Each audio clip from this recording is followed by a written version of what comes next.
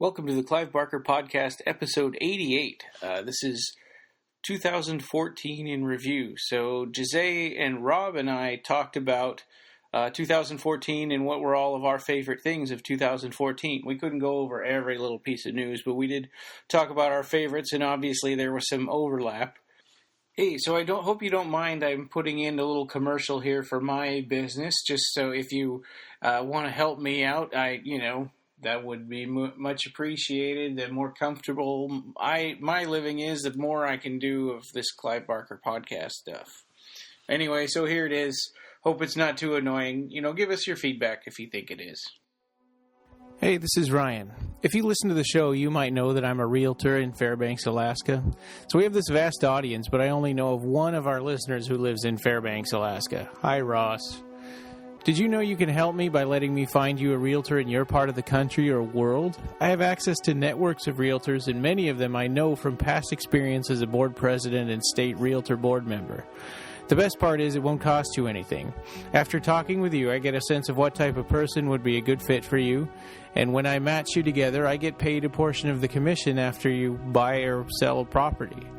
If you're looking to move or buying property and you'd like me to help you find a realtor that fits your needs, feel free to contact me through the site or call me directly at 907-978-2607. Thanks.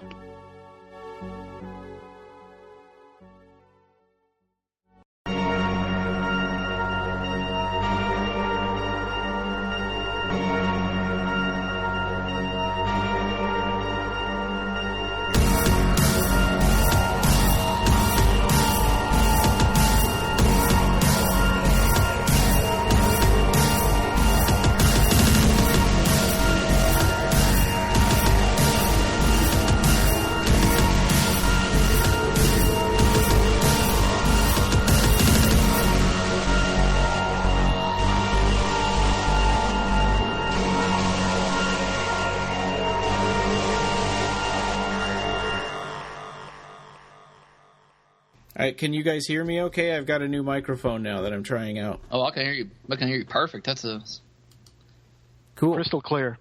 Awesome. Okay, yeah, this is, I think, way better than the old one. Welcome to episode 88 of the Clive Barker Podcast. So today I'm Ryan, and we have Jose. Hi. And Rob. Hey, guys. How you doing? Hope everybody's good. Yeah. So we had a pretty long break actually since before the holidays, and yes, we did. Yeah. So I know a lot of other podcasts have already done their 2004 in review wrap ups, but we took a little bit of vacation time. So yeah, that's fine. I mean, we didn't have any big news to talk about, so we were just waiting for January to roll in so we could do our year in review episode. Yeah. There has been a lot of small stories that have sort of piled up, so we can kind of start with the news, and that might take us a little bit here before we go into reviewing 2014. So I guess the first one, the Next Testament trade paperback, the first one came out at the end of 2014, right? Mm-hmm. So Rob, yes. you bought that one, didn't you? I got it for Christmas. Yes. Yeah. It was very good. So that is that covers the first 4 issues? Yes. The next trade paperback comes out next month. Oh, cool. Oh, cool. So I just wanted to let that if y'all didn't know that. And then the third one comes out in August, which is a long stretch between the two. I don't know if I'll be able to wait. Oh yeah. To finish that story up. Oh, that's a long ways. Yeah. Yeah, I mean, trade paperbacks are easier to rather than having to wait a month or two for between each issue. Yeah. Yeah. I miss when trade paperbacks would actually have the whole story together. Like they used to be like huge things. Like when I had the Death of Superman, I bought the trade paperback versions of it, and they were huge. They're really huge. Cool. They were more than an inch thick. So nowadays, I guess they go for something a little thinner, a little cheaper, so people can buy more of them more often, I guess. Yeah, I've got I've got one that's a the Godzilla 70s comic book. Yeah, that's like the size of a phone book, and it's the entire run of the whole series over a whole bunch of years. Oh yeah. Well, for example, manga books, Japanese cartoons. Mm-hmm. Well, not cartoons, but comic books. They, you were in Tokyo, right? You were in Japan, so you know that Kobe. They come out in these huge phone book like compilations, right? Yeah. That people just they used to have it on the subway stations, and people would just pick it up, read it, and leave it for the next guy. Yeah. Oh, cool. So, yeah. They also do these cool things with Marvel where y'all have heard of the, was it Omnibus, or where they do collected issues, but they're not in color, they're in black and white, kind of, so people can actually read the comic books, because, I bought the old Vault of Horror. Sure, yeah. It's a bunch, it was like a big, thick, like font size of a phone book. I've seen a lot of those. Ron was talking about, but it was, I just want to read the stories. Sure. I don't have to have the actual, And it's cheaper because it's not colored, exactly. So it's just in black and white. So people can buy it for much cheaper than, for example, those glossy, high-end trade paperbacks. Yeah, that's cool. Did they never do that with the Epic Nightbreed comic book series? I was curious to know. Well, no, I don't think they did. There's a rumor that at least the first run of them is probably going to end at number 12, which will be really soon. So I would think that they would put those 12 together, but I don't know. I mean, that's what I thought they would have done with Next Testament. Right, but Rob was talking about the old Epic Nightbreed comic books. Oh. Yeah, no, you're right. They collected the first 4 that made up the story of the movie and called it Nightbreed Genesis. Mm-hmm. Oh, okay. Yeah, and that's the only, as far as I know, that's the only one they've done, right? Right. I think they haven't really done any trade paperbacks of the old Nightbreed comics except for that compilation that is basically the adaptation of the movie. So yeah. But I could see Boom doing that now. I mean, they did Hellraiser Masterpiece, which was they picked random stories from the epic Hellraiser and republished them. Yeah, so I came across that on Amazon. Yeah. They look really cool. But I've got a lot of those comic books individually. So and for me it's frustrating because I'd want to get them all and read them in order, and those they just picked random ones that they liked. Yeah. So I guess the next one up here, Dark Regions. Oh, so this was news as of Christmas Day. You posted this one, but Dark Regions had 15 copies of Clive Barker's First Tales signed limited edition. And when I was putting together these show notes, I checked again, and they still said they had some, but I don't know that it's still 15. It's probably less. Yeah, probably. Yeah. I wish I could get a copy. I'd love to have that. I'll probably have to get the Kindle edition. Yeah, well, I mean, I just don't have the dough. Yeah, I think the important thing is getting to read. Is getting to read The Candle in the Cloud. So if you can find some way to read that, or even the audiobook that was free for a while. Yes. Yeah, because that's previously unpublished. And that was one. And y'all both have that book, right? Y'all did a podcast on that. Yeah, I got my copy from Seraphin actually. they gave it to us, and I kept the copy. So. And Ryan, you bought your own copy, right? Yes. You pre-ordered it. Yeah, I pre-ordered it. I think it was originally meant to come out in January, and then it got moved to like March or something like that. Mm-hmm. So that's cool. 15 copies left by Christmas Day. So I'm sure a lot of people got it for Christmas. So, get them while you can, because once it's gone, it's gone. And the link will be in the show notes. Yes. Yeah. So, Rob, you've been following this Revelations play at the Blank Theater on Santa Monica Boulevard in Hollywood. There was an initial story that there was a one-time showing of that play, and it was like a workshop. Yes. And then there was another story about that too. Can you tell us about that? That is where the cast was announced. Recently, they just had a cast announcement, of that play. Yeah, one of them is where they Todd have Babcock from Gods and Monsters. Yeah. Oh, okay. Yeah. Well, I remember the cast announcement, but wasn't there also something about like them getting an award or just recently? Well, they said this presentation was made possible by the award-winning Living Room series, a developmental program of new plays. So. Okay.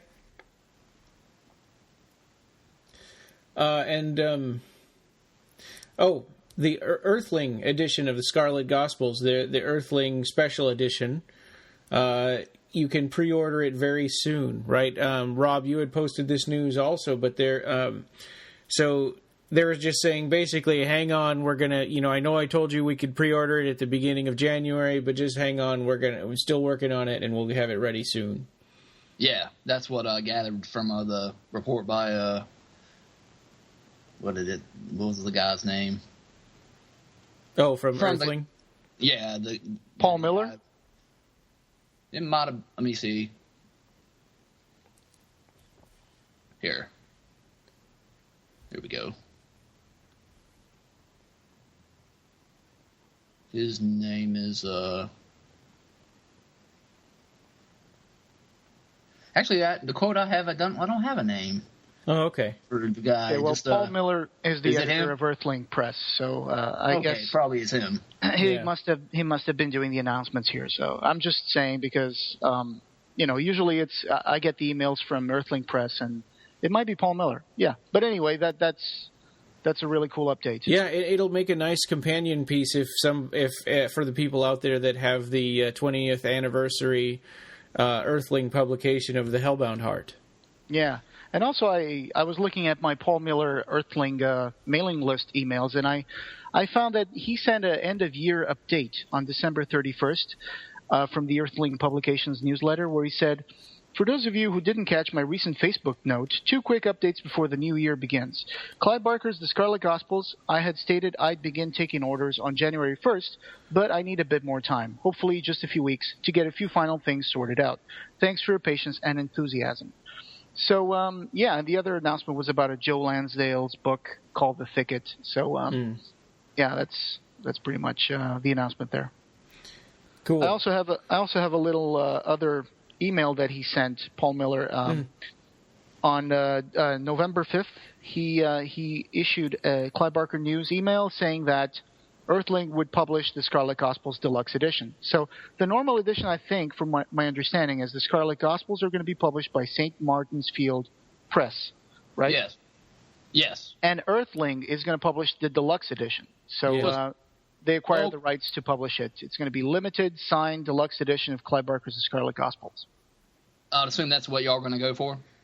Oh, gosh. I mean, I would, if everything goes right, that's what I want to get. But that other one is always there. It's really tempting to pre-order it right now, but I'm trying. That's the one I've pre-ordered. Oh yeah. I'm trying. I'm trying really hard to avoid the temptation to buy that one because it's right there where you can click a button. Yeah. Some of these are really expensive. Let's see how things go. Yeah. There was also another announcement made in November by Paul Miller where he said that the Clive Barker's book, The Painter, the Creature, and the Father of Lies, that was that anthology edited by Phil and Sarah of nonfiction stuff from Clive Barker, like essays, introductions. Paul Miller stated in his newsletter that the lettered edition of this book, he was doing a last call. He said, "A few copies are left. Please let me know by the end of this weekend if you want one." The cost of this was $750 total. Ouch. Oh, man. Half of the payment now, half of I don't think I can do that. Yeah, me either. And that's the thing about this one. We don't know how special it is, right? So if it was like $60 or $50, then I'll get it. But if it's $200, I probably won't. Yeah. I'm a collector, but I'm not a completist sometimes. I mean, I do have some editions of Clive Barker's books where I just went for the paperback. I mean, Eventually, one day when when I have enough money set aside for that, I can probably buy a hardcover. But for now, some of the books I'm happy to have it just in paperback edition. And I like to have the first edition of each hardcover, but I don't feel like I need to have like each super special tray case edition of every book. I mean, I've got a couple of those and they're really cool, but yeah, I don't know. I mean, it's you can spend all your money on that stuff. Yeah, I mean, that's the beauty of it. If you want to go for the paperback, go for the paperback. If you want to go for the hardcover lettered edition, you can go if you have the money for that. And as somebody who's been to see Clive Barker a lot of times, I can tell you he gets the most impressed by your beat-up books. Way more than, like, if you take him a book that looks like it's obviously dog-eared and been written in and stuff like that, he gets the most excited about that because he wants to see that people actually read it. So you sort of get penalized for taking care of your books if you go. I didn't know that. Yeah, that's an interesting fact. Yeah, he loves that. He said that on the record a few times. Yeah. I mean, obviously, and I've seen it happen. If you're in let's say you're in a book launch and, you get the person who's like in line to get it autographed and they're still taking off the cellophane and stuff. It's like, obviously you haven't read the book. Yeah. But, so I guess. But yeah, I mean, most people bring old stuff too, along with their books. Yeah. All the books I've gotten from Clive have been pre-damaged, so so I usually get them used. Yeah. I had a Clive Barker illustrator where I was so embarrassed because the day before the book signing, my iguana had run across it and crapped all over the top, the top of the book. And I had to say, man, I am so sorry about these stains on here. My iguana did that. And he's like, oh, really? Tell me more about your iguana. What kind, what's the iguana's name? And I had named it after a lizard Nightbreed in the Nightbreed Hellraiser crossover. It was called Aethnicus, and I was too embarrassed to tell him that because I thought he hated all of the derivative stuff, like the Nightbreed comics and things like that. I didn't really. Oh, you totally should have told him that. Yeah. I mean, I did, but I said it really fast under my breath, and then tried to change the subject. That's fine. You've met him. You've met him quite a bit, haven't you? Yeah, I like 10 times. Yeah. Yeah. Yeah, mostly in Seattle, but the last few years I've been flying out to places. But getting back to the Scarlet Gospels, yes, that's definitely going to be a big. I'm really looking forward to reading that. Oh yeah. That's going to be the huge thing for 2015. I think. I mean, there's other stuff we don't know about, but that one's big. Now, is that going to be from the point of view of Harry D'Amour's character? That's a good question. I know there's going to be a group of people. And the point of view is usually pretty loose. Yeah, and there's a dog as well. So I don't know. Yeah. Huh. Well, and we heard a lot about this when it was a short story, and it's just, I'm sure it's changed a lot.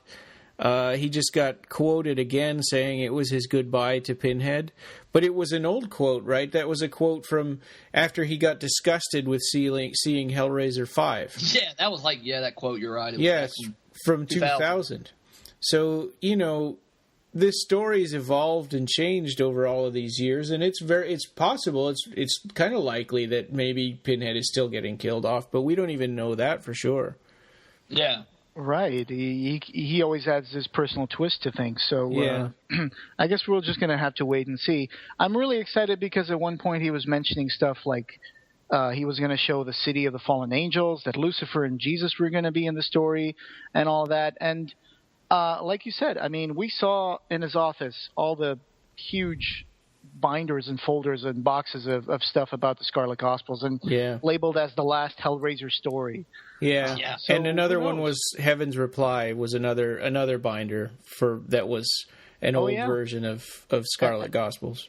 And Heaven's Reply was supposed to be a story in the compilation that was going to come out, Black as the Devil's Rainbow. Yeah. But I think he has recycled that story for the upcoming alleged Hellraiser remake. So let's see how that goes.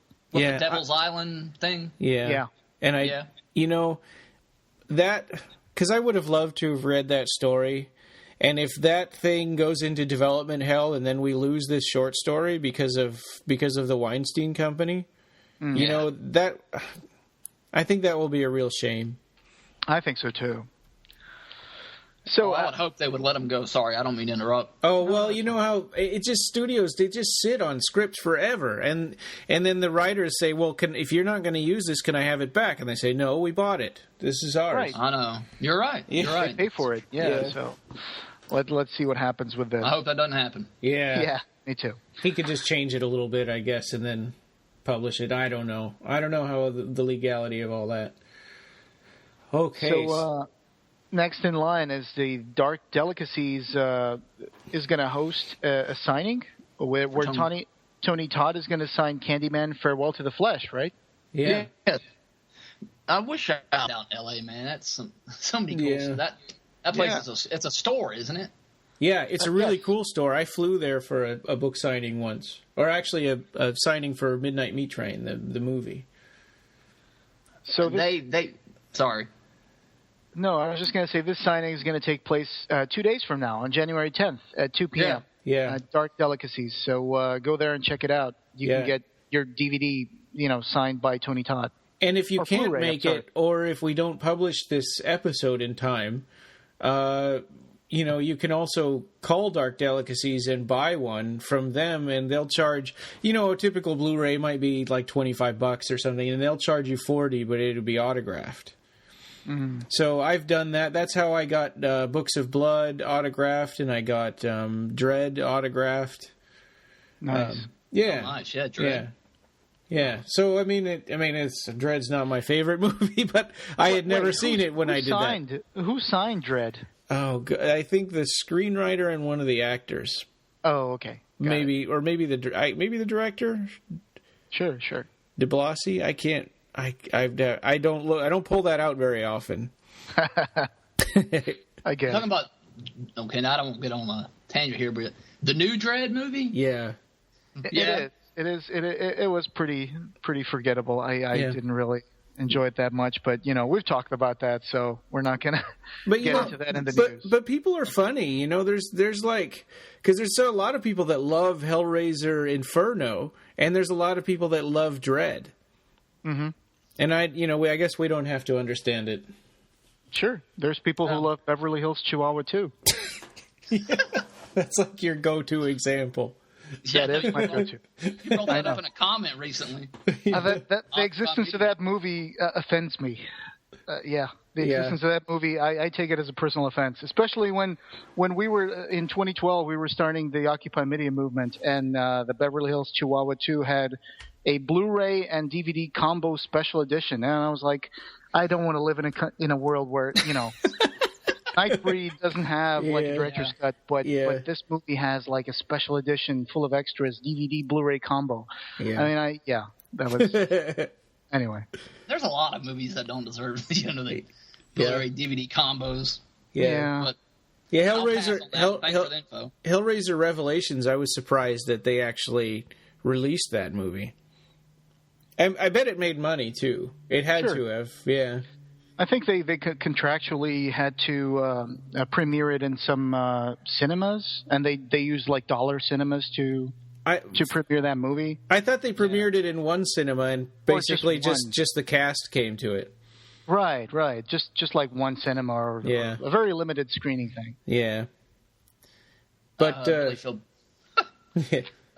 a movie you go, God, man, just feel almost in a way feel bad for the people that made it that were involved, because they're trying so hard to get into the they want to do good.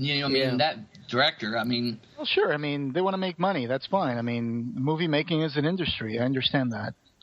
It's not just that. They just want to try to tell the best stories they can tell, and just to throw something out there just like that is just was kind of just is insulting to the filmmaking process. Yeah. Oh, yeah, and insulting to Hellraiser, which, we thought it couldn't go any lower, and like, oh, yes, I guess apparently it can.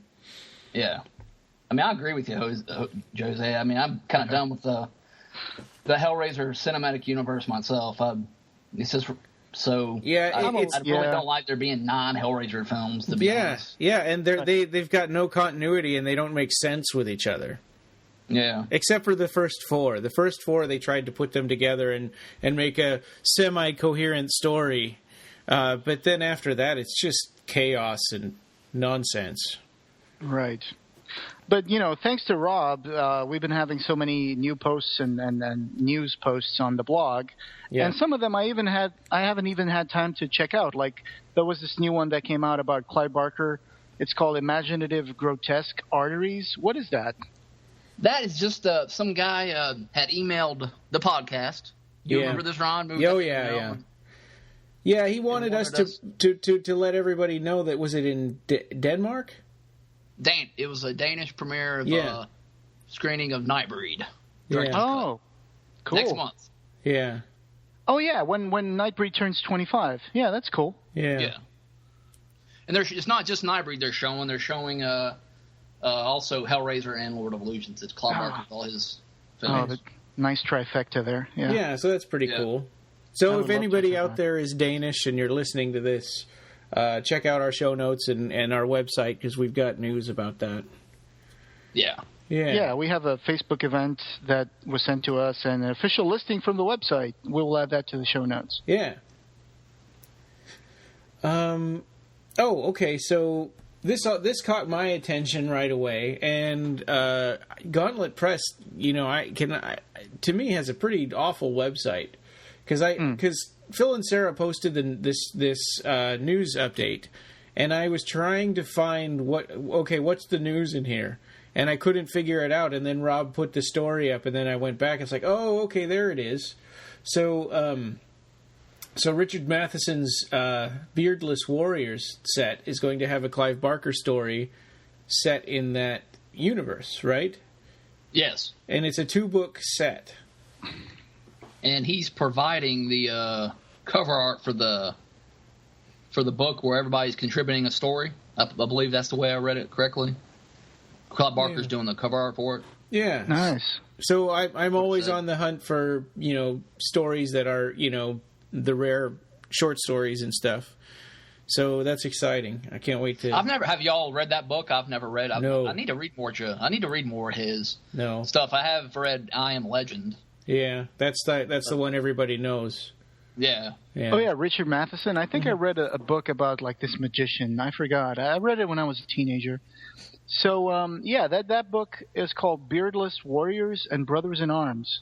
And it's set for publication in 2015. So, like you said, it's a 2-volume set. And, that's cool. Some of the names that are going to be in this anthology are Ray Bradbury, Richard Matheson, David Shaw, who was a screenwriter for a lot of horror movies. He wrote The Crow, right? Yeah. And Joe Lansdale, Clive Barker, it's going to be in there as well, of course. Kevin J. Anderson. So that's cool. That's really interesting. It's always nice when these unpublished stories come out, and you have to go and get them. And it says here that it's going to be 125 copy deluxe number 2-book set that costs $125. So, looks nice. Yeah. Yeah. If y'all happen to get it, let me know if it's worth getting. I think I would like to. I didn't look at the cost of it, but. Oh yeah, there's also going to be a slipcase book for $40 and a 375 copy numbered 2-book set, not signed, but for $75. Oh, okay. Okay. Yeah, and then the most expensive one is the tray case lettered 2-book set, signed by Matheson, Bradbury, and Clive Barker, and that one's going to cost $500. Whoa. God, you tell me that. You hit me with those numbers. I'm just like, ouch! I know. Punch to my gut. Yeah. Well, I'm getting the $40 one for sure. Me too, probably. Yeah, I did get one. So there you go. Beardless Warriors and Brothers in Arms from Gauntlet Press. Go check it out. And if you're like me and you like collecting all of the short stories that are floating out there in compilations, that's another one coming up. Along with one that's there's a story in a mammoth book of Best New Horror. There's a story that just came out called A Night's Work, and it was in another compilation that pre-sold out immediately, and I didn't even have enough time to buy it. Oh. I need to find the stories that were Pigeon and Teresa. Yeah. That I think came in the Penguin Book of London short stories or something. Yeah, I found that one on eBay. Yeah, and you sent me a book once with one of those stories from...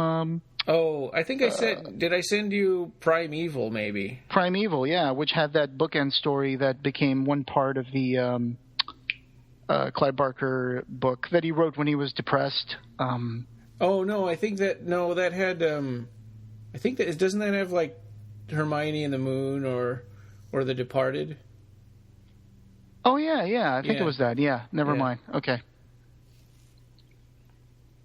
Okay. Well, next one. So this is really, Rob. This one's really your story because you were the one who had caught George Roth's letter on Clive Barker's Facebook wall.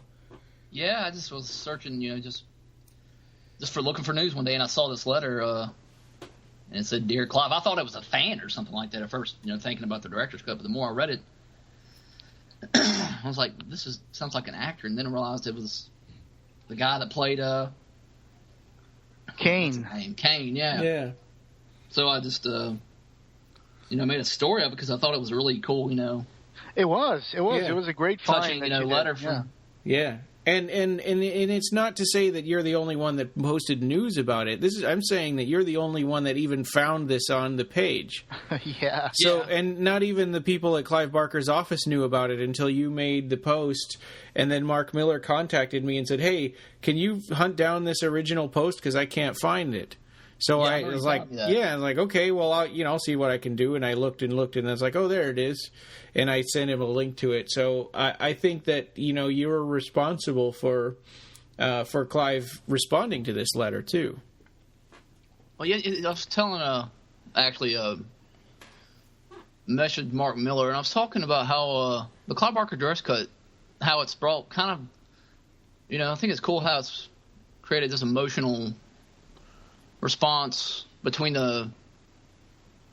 it's connected the filmmaker with other people that he worked with. It's not just this big release of the movie. It is, of course, but it's just cool how it's brought like this family back together. Oh yeah, and they kind of worked on the movie, and they were all kind of saddened by like how the movie was treated. Absolutely. Now 20 some years later, it's all these people, and it was coming together through that, and I like that. And it was such a sore spot. It's amazing how many times you hear people only saw it when it first came out in 1990 and never watched it again. Yeah. Over and over you hear that, like Ann Bobby and Simon Bamford said that, and people in the crew said that also. Sure. Because it was such a blow. Yeah, and Clive Barker took almost like a year and a half or 2 years to get over the emotional disappointment of having the movie taken away from him and changed. Yeah. So was it 6 years later that he made Lord of Illusions? That was really cool because Kane actually thought George Roth. He thought that they had cut his scenes from the movie because Clive didn't like them or something. Yeah, he was like, which is not the case at all. Yeah, which is not the case. And now that these scenes have been put back by Clive Barker and Mark Miller and Andrew Furtado, especially the garage scene, which is really funny. But now everybody feels a little redeemed in some way that this movie came out as a director's cut. And I think Clive Barker was very gracious when he wrote his reply to George Roth. Oh yeah, very much so. Yeah.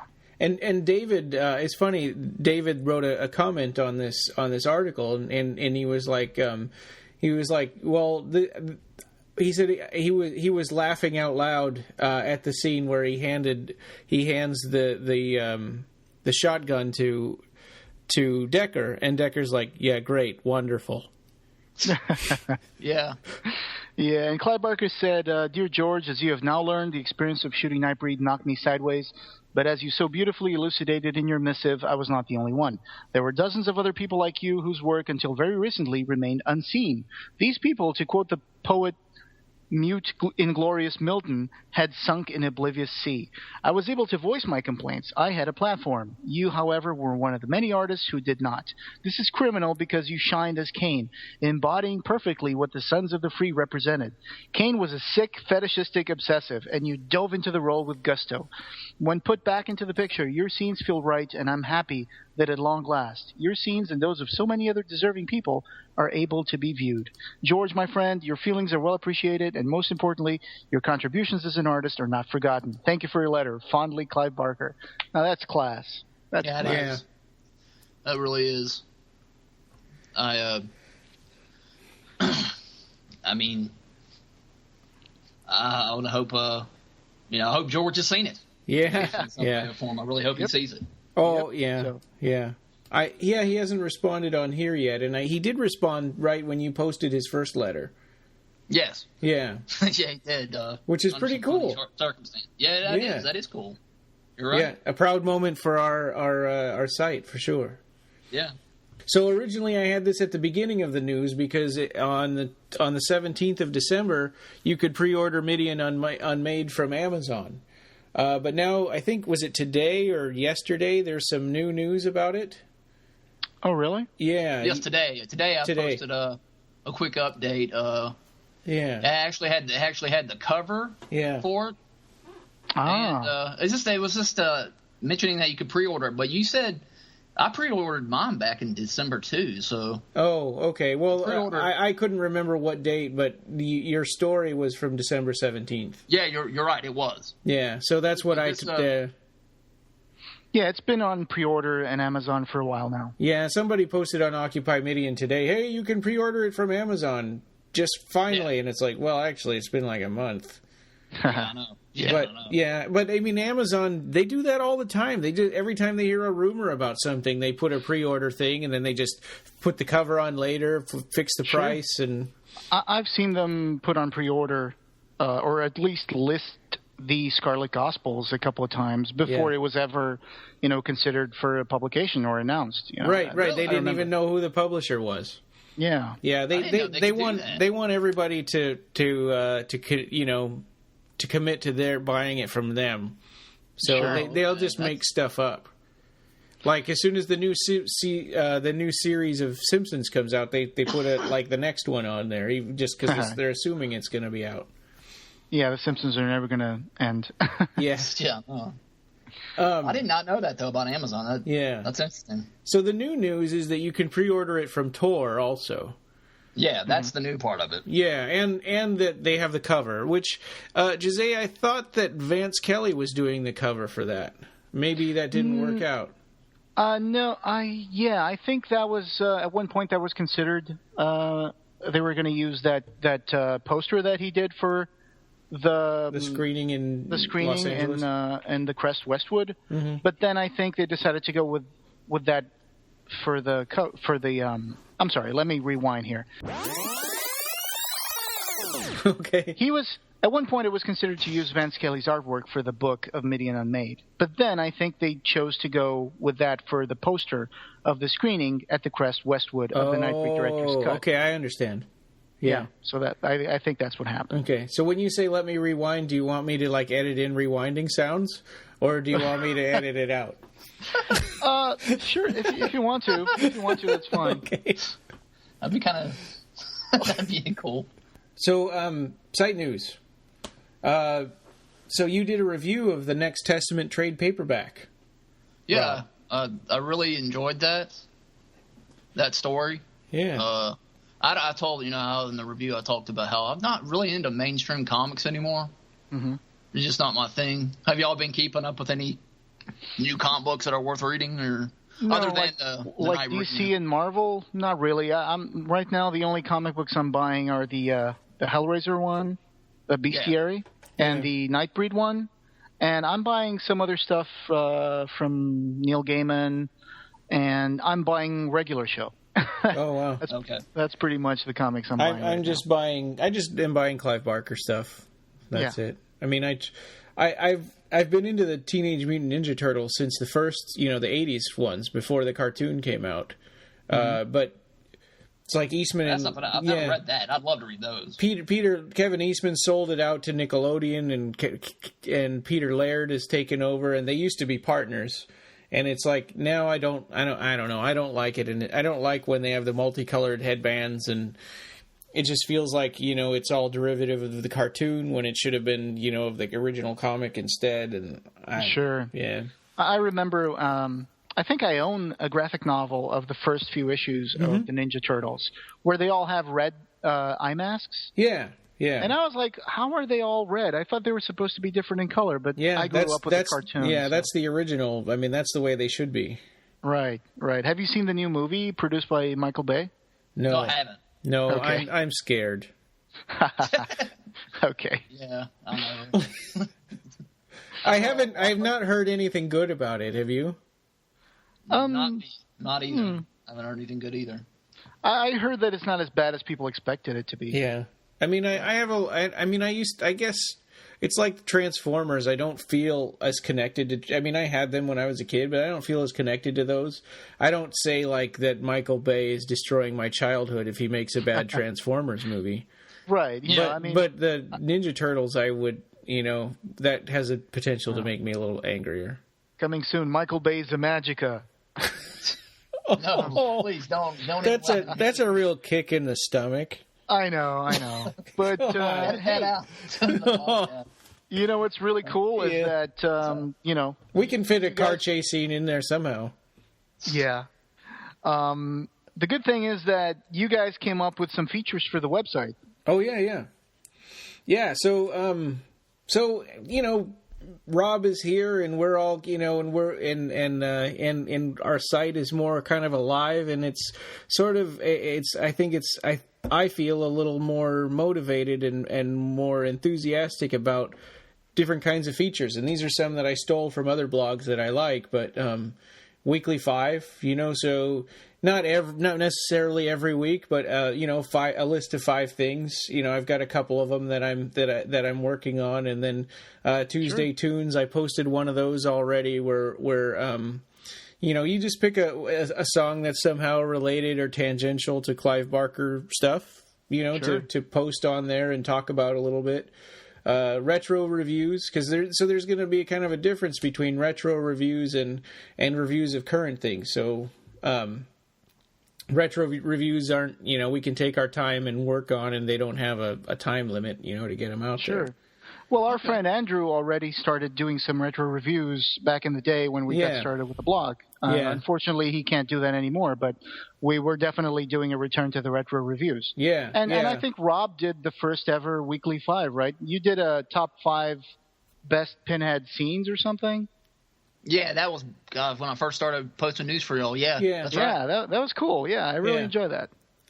And fans seem to really like that stuff. Yeah. Mm-hmm. When I did that, the top 10 things that Clive Barker fans shouldn't do, it was sort of controversial, but it got the most comments of anything that we've ever done, and it just made me think, well, up to that point anyway, and it made me think that maybe we should be doing more numbered lists. Like, people seem to love that BuzzFeed kind of stuff. Yeah.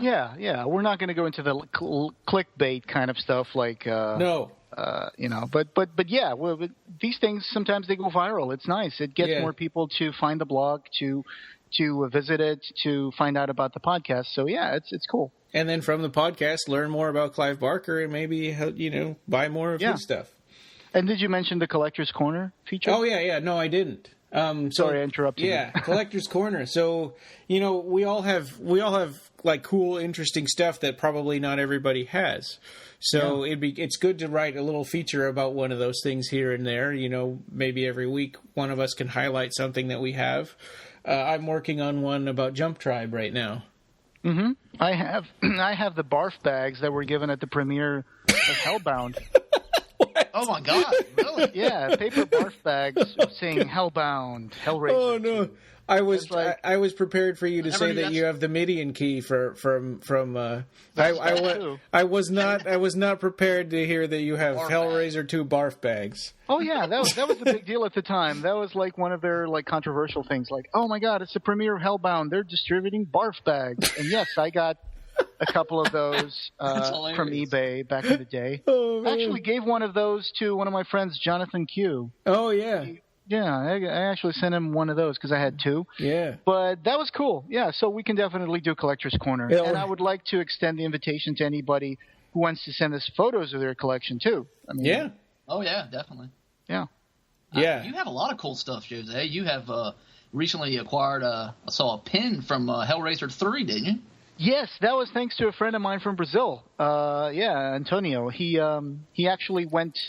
He purchased a bunch of like props from Hellraiser, like 2 and 3, I think, and including some pieces of the Julia makeup. Wow. And he got a few pins from Pinhead's makeup from Hellraiser 3. And he sent me one. He was like, I like the podcast so much. The work you guys do is amazing. Let me, we've talked so much about Hellraiser. Let me send you a pin. I was like, oh, thank you very much. So thanks, Antonio. That's really cool. That was really cool. We'll have to do a special episode in Portuguese for him. Sure. All it takes is for you guys to learn Portuguese. Yeah. Oh, I know. No, we'll just nod while you talk. Us. Yeah. Yeah. We'll go. See. I'm guessing that it's is actually C. Spanish. Oh, see. So you don't even say "see"? No, we have the word for yes is "sin." It has an M at the end. Okay. Scene. Yeah. Okay. Yeah. Close though. Yeah. That's cool. Okay. We'll say "scene." All right. Okay, so this one's another reminder about, I know everybody was probably spent out for the holidays, so we didn't really push for Fundraiser 2, but we do still have one last set of things, to give away. And we've got 4 tickets here, 5 tickets, actually, for people that, but we need more because we have a lot of stuff. So we have 3 soft covers of Steve Dillon's Books of the Tribes that he gave out during a screening of the Cabal Cut in Australia. Mm-hmm. We have, thanks to Rob, we have the deluxe edition of Nightbreed. That comes with obviously the Blu-ray of the director's cut and the theatrical cut, and then the Blu-ray disc of special features. And the booklet, yeah, and the big book. That's right, that you don't get in the double combo pack. That is extremely generous of you, Rob. Thank you very much for donating this for the fundraiser. And that might be sold out at this point. I'm not sure. That's what I was going to ask. Is that sold out yet? I've not heard anything. I don't think we have any official announcement that it's sold out. I mean, you can't get it from Scream Factory. We had one guy that posted a link that said, "Look what I bought, guys," and it was like the 9,000 something. No, it was the on-demand version of Nightbreed, like the theatrical cut DVD. And that's the DVD. Sorry, did you mean to buy that? That's the burn on demand. I remember that post. Yeah. That is the burn-on-demand Warner Archive version. Yeah, and he was like, "Well, I don't." He was like, "I don't have a Blu-ray player." It's like, well, it's $20 to get the combo pack that has a DVD in it. Anyway, well, that's what we're there for, to inform. Yeah. Yep. We have a Nightbreed T-shirt that Rob that you made, size 3X. It's a nice shirt, my brother. It was originally going to be a birthday present to me, but I was like, well, I just wanted to. This is when I was still following the podcast. I was like, y'all are doing your, what do you want to call them? The fundraiser. The fundraiser, yeah, but don't y'all call them something else because you can't say that? Or the raffle, yeah. And the raffle, yeah. And I just said, well, I'm just going to donate this, to the podcast because just to help y'all out. Then, yeah. Thanks. And we have other listeners. I know it's kind of a big shirt, but I'm kind of a big guy, so Hey, someone will put it to good use. Yeah. And we also have stuff from other listeners who have donated for the fundraiser, like Kip Jankowski. Yeah, Kip donated a Followers of the Pandorix T-shirt, size 2X. And a lot of stuff. And a King Rocker T-shirt from that was, an official Occupy Midian shirt that was sold during screenings of the Cabal Cut. I think they only made like 150 shirts or something. Yeah, it was It was a really limited amount. Yes, I own one. I know you own one too. Yep. I wore it in L.A. Right. Yeah. He also donated a sealed PC DVD version of Clive Barker's Jericho, which is a great game. I mean, if you haven't tried it, it's pretty cool. Yeah, it's very cool. It's just very hard, at least on the PS3. That is. Oh yeah. It's very difficult. Those enemies just keep respawning over and over. But a great game though. I mean, I stopped it, but I'm gonna get back. I just recently finished Alien Isolation, and I'm gonna get back. I'm gonna pick that game back up. And I love Jericho. I played it all the way through it on the Xbox 360, and I got all of the achievements because I even played through it all on hard. But yeah, I mean, then I bought it on PlayStation 3 because I thought, oh great, this will be like starting all over again. And I couldn't figure the controls just were so different that I couldn't do it. I gave up on it. But it's cool. I mean, it's a cool game, so you guys should totally go for it in the fundraiser. Yeah, next one from Kip Jankowski again, a double starter deck of the Magica trading card game, and I can attest I love collecting those cards. It's like a sickness. I just want to have all of them, and I only need 6 more cards out of like the hundreds of them. Yeah. Dang. So I was tempted to dig into them just to see if those 2 cards, if any, because there's always 2 rares in those double starter decks, and I was tempted to open them up and look and see if those were in there, but I didn't. That's commendable. And then Christian Francis has donated 2 Cabal Cut posters for our fundraiser. Yeah. Yeah, these are really rare because there's no way you can get these now. I mean, the website is down.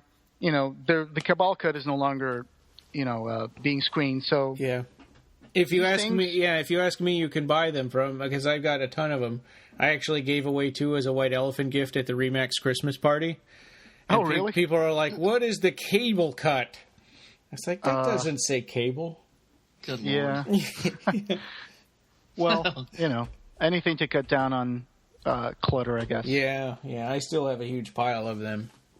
And when it was time to trade stuff back, I wanted to trade, and get the posters back, and Jennifer wouldn't let me. She's like, "Oh, we finally got rid of some of those."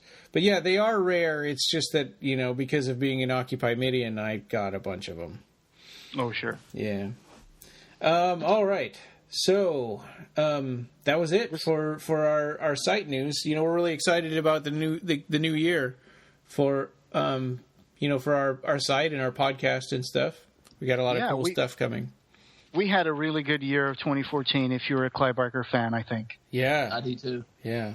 And that's a good segue into our main topic, which is our top things of 2014. So we're supposed to come up with a list of 10, and then we're kind of going to go one by one and say one of our things, and there's going to be a lot of crossover, so it won't be 30 things that we talk about, but so to see who goes first, I'm going to roll a dice. So who wants to be number 1 and 2?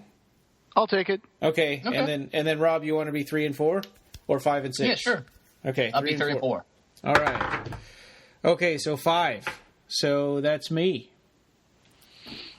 All right, so let me pick one on my list here. I'm going to say, to start out with, Midnight Meat Train from Dark Regions. The Midnight Meat Train book. Yes. Yeah, so I'm excited about that. Yeah, and I haven't really... I just leafed through it really briefly, and I'm looking forward to reading it more in depth. I'm thinking we're thinking our next episode's going to be about this book. So I was excited about that. And initially I was like, oh, come on, a hardcover of one of the short stories from the Books of Blood.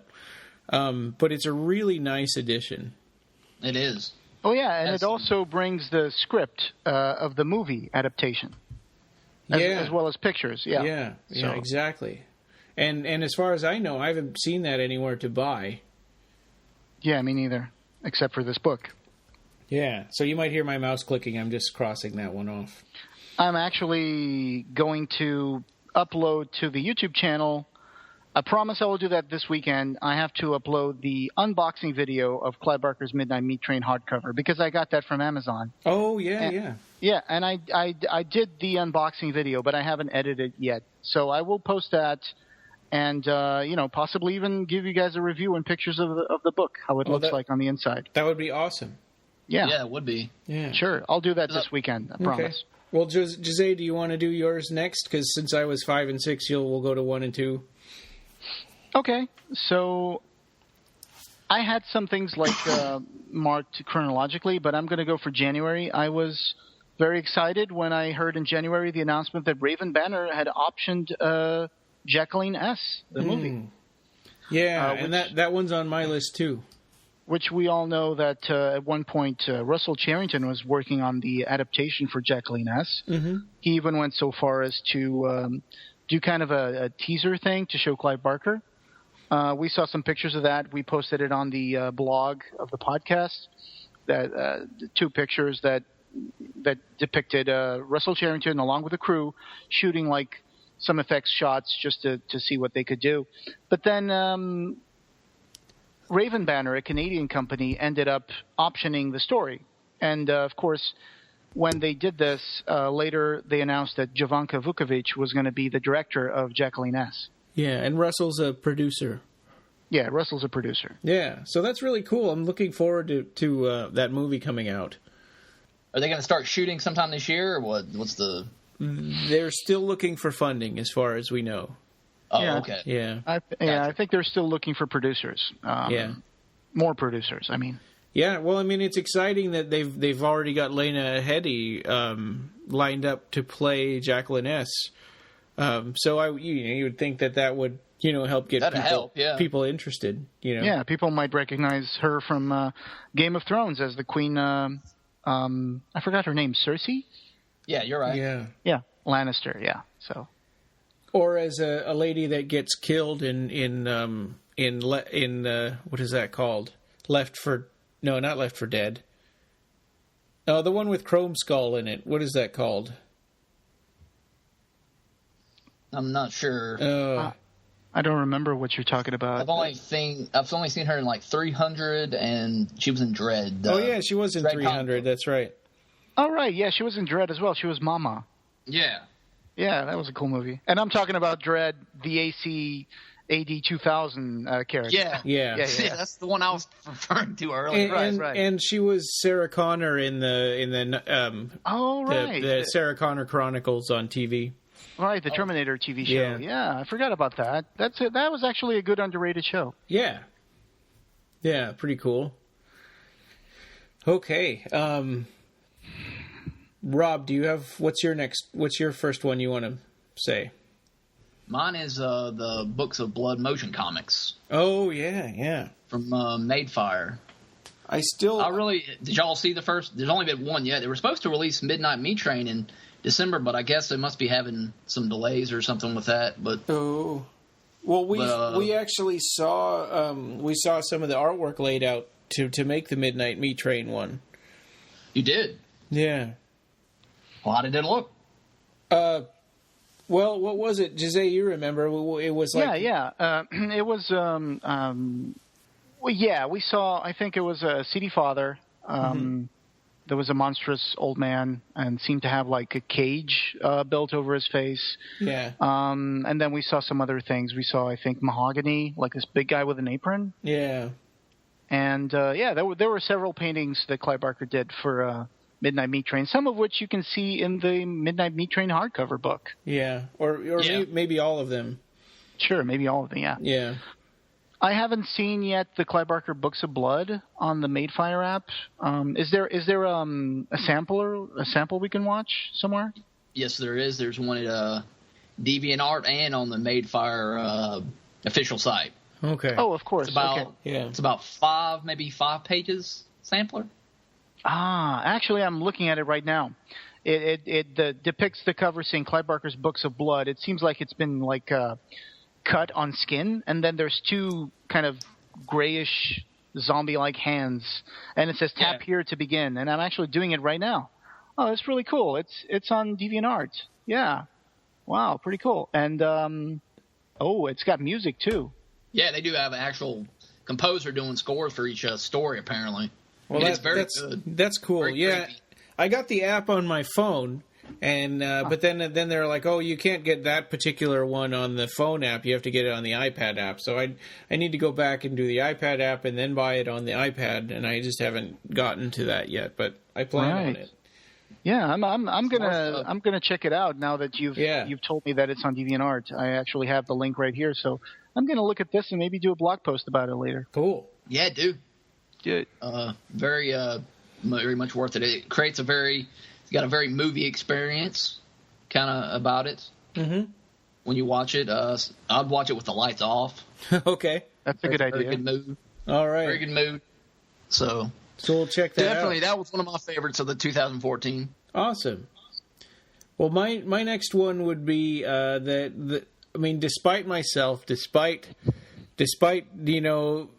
being having trepidation about this, I'm excited about Clive Barker announcement about doing the Hellraiser movie. I mean, yes, he's calling it a remake, but Clive Barker, it seems like he doesn't really know what a reboot or a remake is, and he just makes his own thing. He's going to be something new. So there's a lot of potential problems and reasons why this could never happen. But if it does and he gets his way and it's done right, I think this would be awesome. Oh, yeah, absolutely. It says here, I remember when they were supposed to make a remake in 2008, I think, or October 2006, I think. They said Clive announced in October 2006 that he had accepted an invitation to write the screenplay and to have a role in the film's production. I'm actually reading this from Revelations, Clive Barker info. But the first thing that went out of the window when the Weinstein started shopping around for writers and directors was Clive Barker's treatment. And I was really disappointed about that. Yeah. And they went through a bunch of different teams, including Marcus Dunson, Patrick Melton, Bustillo and Maury, Todd Farmer, and Patrick Lussier. Yeah. And it was like they ended up, putting it on ice and saying, well, we're just going to do Hellraiser Revelations to keep the rights to the Hellraiser franchise. Otherwise, it would revert, I think, to Disney, of all people, right? I mean, Buena Vista or something. Yeah.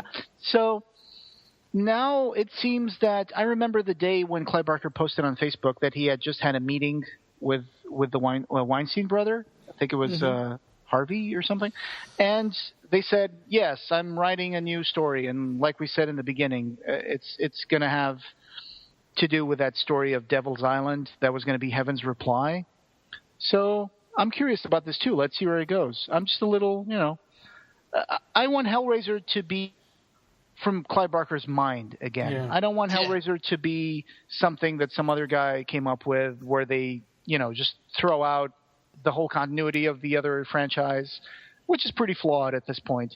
But I want to see something that's straight from the mind of Clive Barker. Hopefully this will be it. Yeah, and imagine, they only understand dollar signs, but imagine if Clive Barker put his name on the title screen again, after all these years. After all these years of not wanting anything to do with it and being disgusted by these movies. And I'd love for them to get Christopher Young to come back and do a score for it or something like that. Yeah. Holy cow! And I think it was cool that Clive Barker added in October 2013 when he said that he was going to write the script. I thought it was really nice and gracious of him to say, but I want Doug Bradley to be Pinhead. Yeah. Let's see. I would love to see a Pinhead that's, a little more mature. I didn't like the Pinhead that they showed in Revelations, so. Yeah. Doug Bradley is Pinhead, so. Either they use Doug Bradley to play Pinhead or they just remove Pinhead from the equation and create something else. Retire the character, too. They could do that. Totally agree. Yeah. Yeah, which, Scarlet Gospels could be a movie with Pinhead in it again. maybe. Depending on. It seems like the length of the book isn't too bad for a movie adaptation. It's like 305 pages. I just really the only part of this whole process that I have absolutely no faith in is the Weinstein Company. I just don't want Clive to end up involving. Yeah, exactly. I just don't want to see him screwed over. I just don't want to see the story of the Scarlet Gospels be wasted on a project that's going to be in limbo forever. Yeah, exactly. I would never want that to be, Well, I know I've posted about. I want to see it as a movie.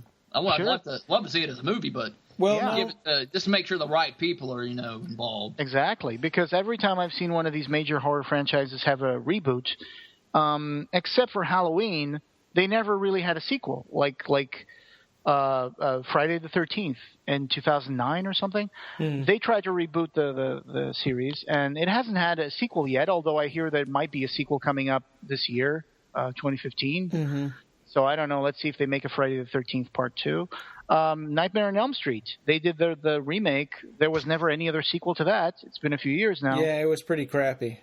And, so, yeah, Halloween had Halloween 1 and 2 that were made pretty close to each other. But, I don't think they were extreme hits. I don't see I fail to see the point for Rob Zombie to remake Halloween because he used a lot of the same things that were in the original movie. Yeah. Like, there were the college girls talking, the high school girls talking, and all the talking. And then I think they kind of demystified the character of Michael Myers a bit. They took away the mystery when they showed him to be like this little kid, and then he just grows up and he becomes this giant. Yeah. How does he do that? I don't know. But, I just don't want to see like Hellraiser getting rebooted and then being just like, okay, well, Hellraiser is rebooted, made a lot of money in the theaters, but that's it. Yeah.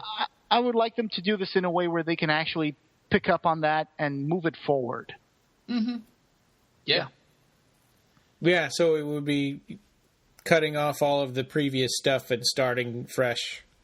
Yeah, but anyway. Or they could make a sequel to Hellraiser 8.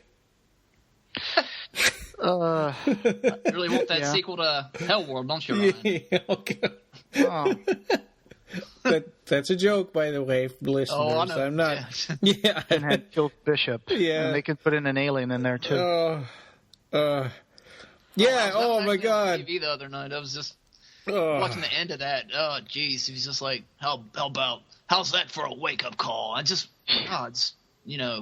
know. I miss Pete Atkins when you hear lines like that, because Pete Atkins and Clive Barker's the only ones that can write. Yeah. That character. Even though Clive Barker hasn't been involved with the Hellraiser series for a long time, it's always been something that Hellraiser, Clive Barker fans have always been like excited about because. But yeah, I really hope that this Hellraiser remake, if it's going to get done, then I hope they do it right, and I hope they don't start like throwing things out from Clive Barker's story, because that's your selling point right now, Weinstein. Yeah. It's the fact that you got Clive Barker involved with this. If you throw Clive Barker out of the equation, I'm going to have as much, interest in this movie as I did for Revelations. That's pretty much it. Yeah, pretty much. Yeah, and it's weird though. There's this whole other subset of Hellraiser fans that like to talk about and watch all of these other sequels and debate them and stuff like that. That's why I could never bring myself to get on the Hellbound web. That forum is because it's like people talking about these movies that I hated. Mm-hmm. And going over all the minutia of, what it means for in Hellraiser Deader when, the great-grandson of Le Marchand has these magical powers or whatever. It's like, who cares? It doesn't make any sense. All that stuff was just shoehorned into it, wasn't it? Wasn't Deader like a script that was not even Hellraiser written to begin with? Right. Neil Marshall Stevens. Yeah. I think I have the version that doesn't have the Hellraiser stuff.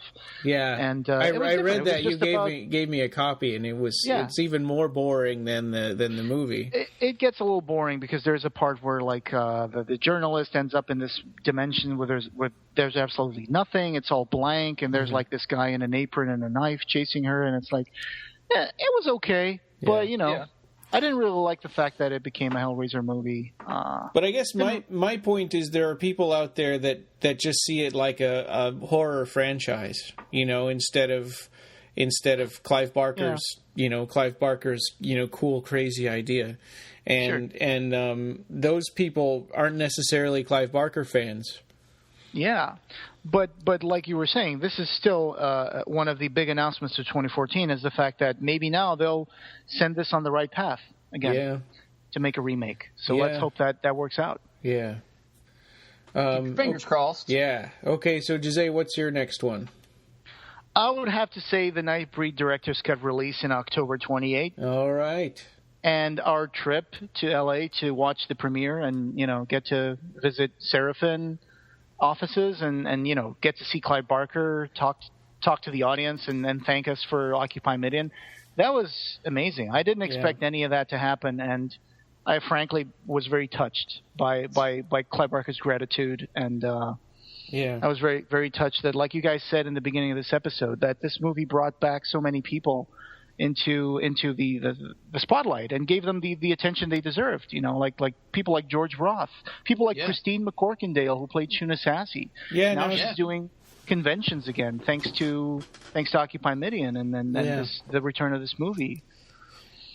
Yeah, that was a really nice sort of a cap, I guess, on everything that we've done with Occupy Midian for these, since 2012. Yeah. Yeah, I mean, I not to say that it's over, because obviously we still want the European release. Absolutely. I mean, I want my friends in Portugal to be able to see this movie and buy it and watch it in their Blu-ray players. Yes. Yeah. Yeah, so, I mean, it's hard to tell everybody to buy new equipment. You can't. Some people can do that, and some people can't. Yeah. So, but that was definitely one of the highlights of 2014.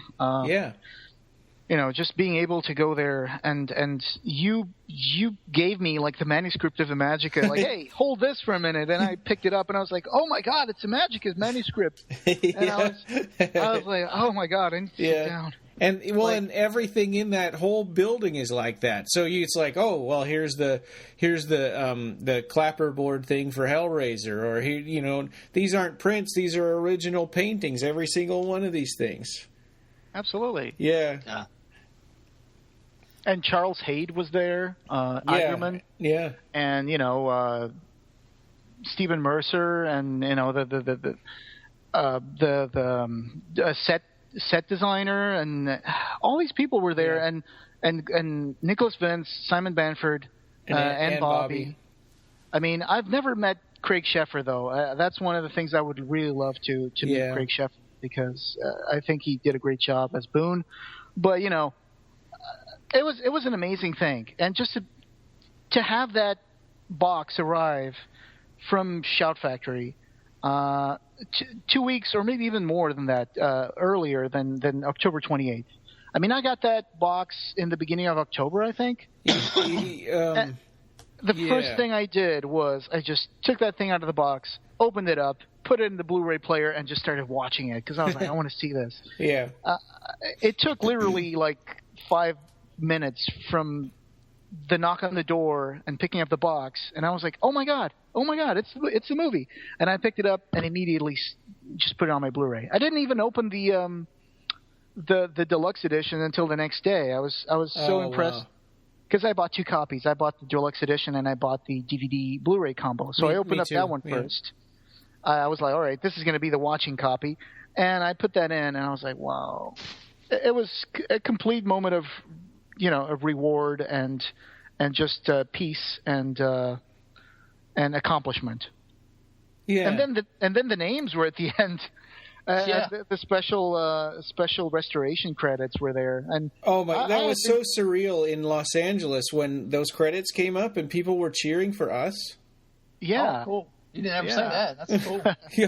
And then we discovered that there's a puppet in the credits as well. Yeah. Fernando. Yeah. Anyway. Christian Francis had a puppet called Fernando, and I think that he included that in the credits as kind of a inside joke. Yeah. He said that on his their commentary between him and Mark Miller, I think. Yeah. Yeah, Andrew Furtado. Yeah. You know what I'm talking about? Yeah. So Christian Francis is the guy. He was a big part of Occupy Midian, so he made the website for the OccupyMidian.com. He did those King Rocker T-shirts. He designed all of the Cabal Cut posters. He set up one of the screenings in the UK. So he's been really big behind the scenes.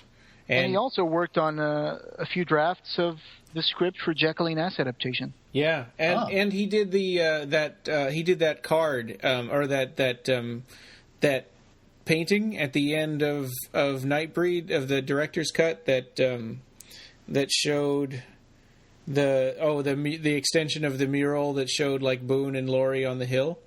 Yeah, he used elements of some shots in the beginning, and he composed them into the mural shot at the end, where you see Boone and Laurie on the hill, surrounded by stars. You know, as if the prophecy was fulfilled at the end. Yeah. Yes. Yeah. So that's pretty cool. I'd like to add something on the director's cut there. Mm-hmm. That was one of my favorites. That was my number one favorite, because I'd never seen the Cabal cut or anything like that, like y'all had, and it was all new to me. So when I watched it for the first time, it was just kind of like this wave of awesomeness just coming over me. But yeah, I can imagine. Yeah, I felt the same way when I watched the Cabal cut for the first time. Me too. And I was watching the Cabal cut in a giant tent by the pool of a hotel in Burlingame, California. Really? Yeah, we could hear the trucks go by on the freeway next to it, and I was like, oh man! Even though I was there with my wife and Maureen, our friend, which was also with us in Los Angeles, I still had a great time, because it was like I hadn't seen it before. It was the first time, so I was really excited.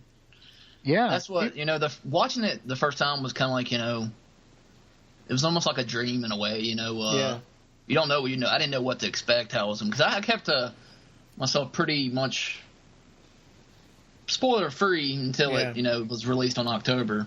Mm-hmm. Some people had gotten it before. A couple weeks before the release date, and I didn't want to read how the movie was, the new director's cut was, how it was put together. Right. Well, and it turned out a little different. But when I saw the Cabal cut was in Charlotte, the very first screening, and the back then the fight scene in Midian was an hour long, and it was more of this depressing kind of Holocaust, and it completely changed the tone of the entire movie. And I called Jose, and I was talking like really fast and all excited and about it, and how how awesome it was, and I think that I don't know, that just was like, I guess then Occupy Midian came out of that, Oh, definitely. I mean, we created it that very night with Roger, so I know we keep going back to the story. Yeah. That was thanks to your viewing of the movie. That's because you went there from Alaska to Charlotte, North Carolina. Well, and at the time when I bought the tickets, it was like, well, I missed that Horror Hound screening of all the footage, and I don't want to miss that again this time, so I've got an opportunity, and I'm going to go. And then we find out later that, it's not just the footage. It was like they cut it into a movie. Yeah, Russell Charrington, Yeah, and I didn't know Russell at that point, and I thought Mark Miller had done that work.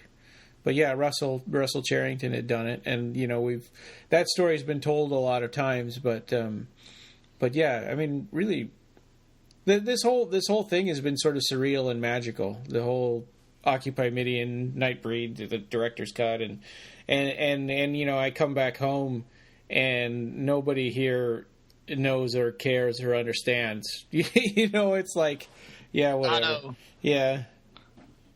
I know. Well, that's the beauty of online communities. That's true. You can find people who share your same passions. Same passion, yeah, exactly. Yeah. And now the three of us are talking here, and I met Rob at the Hellbound Web years ago, and I met you at Rogers Forum years ago. Yeah. And we've kept in touch ever since, and now we're doing a podcast about it. So that's it. Yeah, that's pretty cool. Another thing I'm looking forward to. This was it's coming out in 2015. But it was announced, I guess, this year. Mm-hmm. And I think y'all I wish I could have provided for the Kickstarter when they had it, but the Leviathan, the story of Hellraiser, Hellraiser 2 documentary.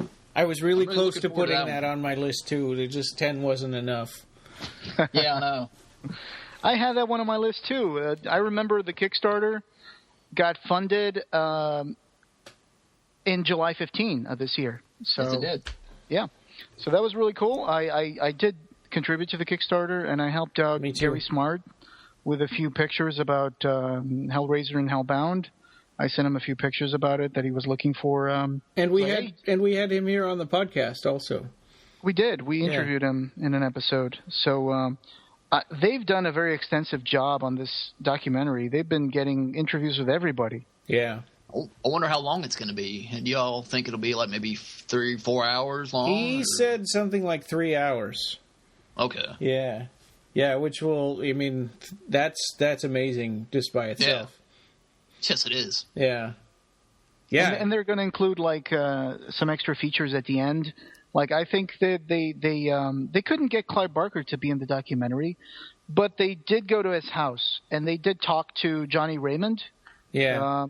Who's Clive Barker's boyfriend or husband. I'm not entirely sure. But, so he's given Gary Smart and the production team of Hellraiser Leviathan a tour of, like, the paintings that Clive Barker did, the art of Clive Barker and stuff like that. So there's going to be that as a featurette at least. There's going to be more stuff. But I'm sure they'll announce the rest when they got the disc sorted out.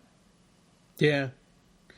Well, I'm really looking forward to hearing about more stuff about Hellraiser 2. I think that's one of my favorite sequels. So yeah, I've just heard there's a lot of, I don't know, there was a lot of behind the scenes, or not problems really, but just somebody was posting on Occupy Midian some editing that went behind that made the story incoherent. I don't know. Am I talking rumor mill here, or you're talking about like Hellbound? Yeah, that there's something somebody said on the site, to quote them, that Tony Randall did some editing that made the movie not make sense or something like that. No, that's pretty much quote. I mean, I don't want to take a fan. Yeah, no, and I mean, there's a little truth to that, but it's really more about, I think, this is my understanding, is that it's a little more that their special effects budget went way down, and they had to do last minute rewriting of the movie. Yeah, also stuff like Andrew Robinson not wanting to come back to the movie kind of changed their story. Yeah. And Black Monday hit the stock markets in America. Now, I remember you writing about that or something like that. Yeah. And so their budget got slashed, and over a third of it got slashed because of that, because of the conversion between dollars and Great Britain pounds and stuff like that, because there was a crash in the market. Yeah. And, there were a bunch of complications regarding the production of that movie. It was also Tony Randall's first movie. Yeah. So, you can chalk some things up to, being the first movie of a director. Yeah. But, I mean, the movie initially was supposed to be very different. Kirsty was actually going back to hell to rescue her father. Yeah. And her father was actually in there with Frank. You can find this script online if you want to read it, but yeah. And that's when they just decided to cut that part because Andy Robinson wasn't going to be in the movie. So they decided that the guy who was calling out to Kirsty in the psychiatric ward room, was Frank. Yeah. Okay, I didn't know that was really supposed to be Andrew Robertson. I think it was. Yeah. I think it was. Oh, okay. Yeah. And gotcha. So yeah. Larry. I guess when the documentary comes out, we're going to find out a lot about the production of these two movies. Holy cow! Yeah, that's going to be super educational. Mm-hmm. I love behind the scenes documentaries like that. They also said the makers in an interview with Fangoria they did. I don't know if them a couple back in the fall. The directors and producer, I think, said if this one's successful, they'll do more, possibly of the other films. And I'd love to see one on Bloodline. Yeah, we need to work on something like that as well. Yeah. Well, that'll be really interesting because that was definitely a troubled production. the only Hellraiser movie that's credited as an Alan Smithy movie. Yeah. Yeah, and some other ones probably you would think would also, but... In the meantime, I've heard, I don't know if this is true, I've heard that Alan Smithy became such a cliche and a commonplace name when it comes to these movies that I think that Hollywood kind of came up with another name to replace. Yeah, I'm not sure which one it is, but I think they might have retired Alan Smithy, and they've created another name for that. Well, I have to look into that. Because of the internet, that will never. I mean, people will never just pass that off and let it go. You know what I mean? It's like they're going to catch that immediately. Because imagine if a guy is actually named Alan Smithy and he decides to make a movie. yeah, he's got a huge film credit already that he hasn't even been a part of. Oh gosh, yeah. All right, so I guess it's my turn now, right? Yeah. So let's see. The announcement about the Imagica TV series. That was huge. I mean, because there's actually a director that wants to do it, and he wants to make a big budget cable TV series of Imagica. It sounds like to have somebody that's very has a passion for it too, because he's doing like 4 movies of The Stand by this guy. Yes, yeah, and I think that's coming first, and then he's going to start on Imagica. Yeah, I bring that up because it's just like that's a positive thing. Yeah, the studio has faith in this guy. So with the Imagica, I've never read the book yet. I got it for Christmas. Oh gosh, you got to read that book. Man. Yeah, that's like my favorite ever book. Right now, I'm in the middle. I started reading Weave World. 200 pages into that one. Well, I think I'll be watching The Stand just because I want to see how this guy does. Yeah, me too. Yeah. But just that, I've never heard of this guy, and the studio gives him like 4 movies to do The Stand, to have such a... So that gives me... You should give the fans a lot of confidence in this guy that he can produce a quality, show. Yeah, and TV's sort of undergoing a renaissance. Now it seems like that there's all these cool shows like Walking Dead or Game of Thrones and yeah. I mean, and American Horror Story. And these high budget TV shows that are really like movies that are cut up into partly into 1 hour chunks. Yeah.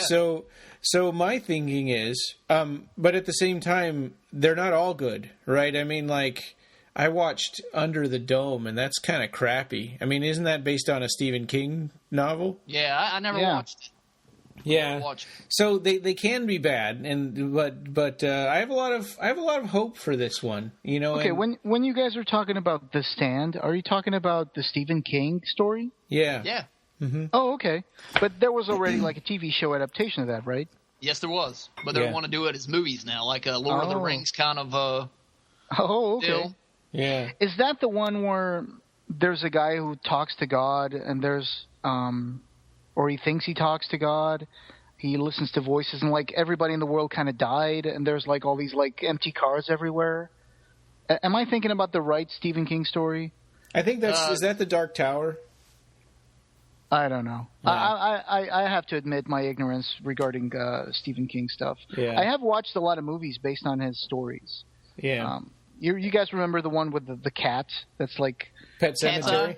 Cat's Eye, yeah. Oh, yeah, Cat's Eye. That was a fun one. Yeah, it was. That's and Firestarter with Drew Barrymore. I've seen that one too. Yeah. Carrie. So that's cool. So go ahead. I think I was going to say you're right, Jose.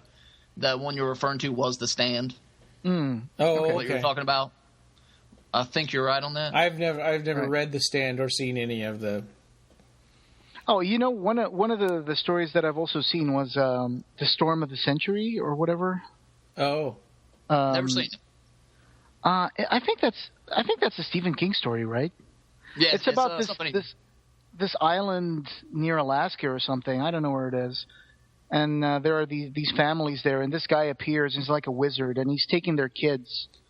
But whatever. I'm just sidetracking here. Sorry.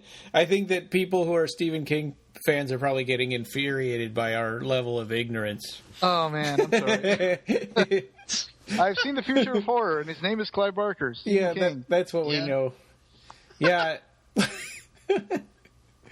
No, I've got to say the Magica TV show can be in good hands. If everything. Yeah. So fingers crossed. I think that's a huge announcement, but it's another one of those things that we're going to have to be patient for because it's going to be quite a while. They're going to have to do good casting for that because they're going to have to come up with a good cast because that's going to be very important. Who are they going to find to play Gentle and Judith and Piopa and Dowd? Those are all those are like some of the best characters Clive Barker has ever created on the page. Yeah. At least in my opinion. I mean, I think Robert Downey Jr. should be Gentle. Oh, you know what? That's not out of purpose at all. That's actually a good suggestion. I mean, he definitely is in the age range for Gentle. Yeah. Well, and he would also be the Autarch. So he could get paid twice. Oh man, he could play a really wacky Sartori. Yeah. For sure. Yeah. Yeah. Let's not spoil it for Rob because he hasn't read the book. So but yeah, the cast is going to be really important. So I hope that this project moves forward. And I don't know. I mean, I'm very wary about Imagica because it's a story I take too close to my heart. Yeah. And it means a lot to me. It definitely is one of my favorite book. Not one of my favorite books, but my favorite book. Yeah. And even if they screw it up, they can't take the book away. It's still there. That's true. Yeah, exactly. Yeah. That is true. That is quite true. So let's not think this. I think it's you, Jose. Yeah. Right. I'm actually going to cheat because I don't own this book yet, but I'm going to bring Ryan into this one. One of the things that I really thought was awesome was when they did the Kickstarter for Imaginer, the art books, and they announced it in March of 2014, and I think the first book came out in August of 2014. So, Ryan, you have the book. Would you like to tell us about it? Oh, yeah. I mean, it's great. The picture quality is amazing. And, unlike the other art book, the Images of Heaven... Is it Images of Heaven and Hell? Visions of Heaven Visions of Heaven and Hell. I was close. So, unlike that one, it's laid out a little better. And the pages aren't stuck together with that gold embossing stuff. Uh-huh. But yeah, I mean, just all around a much better, much higher quality. We got to see how they scanned the photos, which was pretty neat. We did. There was a guy there at the studio. I think his name was Jim. Yeah. And he had this elaborate setup. He had this elaborate setup with a camera where they would take pictures of the paintings, and then he would put the painting in front of his own desk with a light box shining on it. And he would look at the scan of the picture and the canvas, and he would compare the colors, and he would calibrate the colors of the image in the computer so they would match exactly what he saw in the canvas. So that's the amount of care that they're doing with this book. Color correcting it and everything. So it will be the closest you can get to actually seeing the painting. And I think, and I did do the Kickstarter for the second book also. Mm-hmm. But yeah, Imaginer. It seems like they're going to do a series of books. I've heard that they might do like 6 books of Imaginer. Wow. Have you heard that? Yeah, well, I mean, geez, these are really honoring Clive, and they sell out super fast. So I think my only complaint about these books is I would like to see them more available. Me too. I'll second that. Yeah. I haven't got a copy of it yet. I know that they were running out of Imaginer 1 a short time ago. Yeah. And they raised the price on that, I think, by about $20, too. I'd like to see them get sort of more mass market release. Maybe even if they need to do a trade paperback or something, just so more people can get them. Because it makes me a little sad when the Kickstarter is like, okay, we're going to make 1,000 copies of this book. Right, because it's crowdfunded, so they have to scale it down to the money that they're going to get. Yeah, and I mean, I'm hoping that they did sell them all out or close, so you'd think that would tell people that, hey, maybe we should publish this to a wider audience. Yeah, I agree. Yeah. I still need to get the first one. Do y'all have the first book? I do, and Jose's looked through it, but yeah. I'm definitely thinking about getting it in the near future. But, there's so much stuff coming out. I know. Yeah, it's hard. Yeah. I have to pick and choose. Yeah. That's true. Prioritize. Mm-hmm. Okay, so Rob, what's your next one? Well, I think mine would be probably looking on my list here, the Candyman release on vinyl and tape. I thought that was one of my favorite bit of news on the year. I'd love to get that special edition that was put out. What was it? Wax Records or? So you would get the vinyl one, not the cassette tape. I get the vinyl, yeah. Yeah. I don't even, but I really would probably not even open it. I'd probably just put it on, just to show it off or something like that. Yeah, yeah. It's a really cool. So does it have both Candyman 1 and 2 soundtracks on the vinyl, or is it just the first one? It's just the first one. Okay. That's all it is on that one. It's got Clive Barker linear notes. Of course, that's sold out, so the only way you'll be able to get that one now is eBay or something. Yeah. Wow, that was fast. I never was able to pick it up in time. Yeah, it might That's show cool up again. because it's a good soundtrack, and Philip Glass did a great job on it. I think it ranks up there with John Carpenter's Halloween. I think that score made half that movie as good as it was. Oh yeah, for sure. If you took that score out of that, if you took that score away, you lose something. I'm just, Yeah, it's really a combination of the way Tony Todd performs Candyman and the score. Yeah. I think. Yeah, definitely. Yeah, some movies are more intimately connected with the score than others. Like, for example, Conan the Barbarian, and then the Basil Poliduris soundtrack. I may be mispronouncing the name. I'm sorry, but that soundtrack really makes the movie work. And same for Candyman, and same for Lord of Illusions. Although some parts of Lord of Illusions, sometimes the music seems a little too elaborate. I don't know how to explain it, but still, Simon Boswell did a great job with the soundtrack for Lord of Illusions. Yeah, but it's great that the Candyman soundtrack is coming out again, because it's not very widely available. So it's good when these things reemerge and expose a new audience to them, I think. Yes. Yeah. Yeah, so that is really cool. And it sort of shows people that, hey, this is something worth being a collectible, Yeah. And it might direct people into watching the movie. Like, they might buy the song. No, I know we could probably argue that people who are going to get the soundtrack for the movie, probably they get it because they've seen the movie and they want the soundtrack.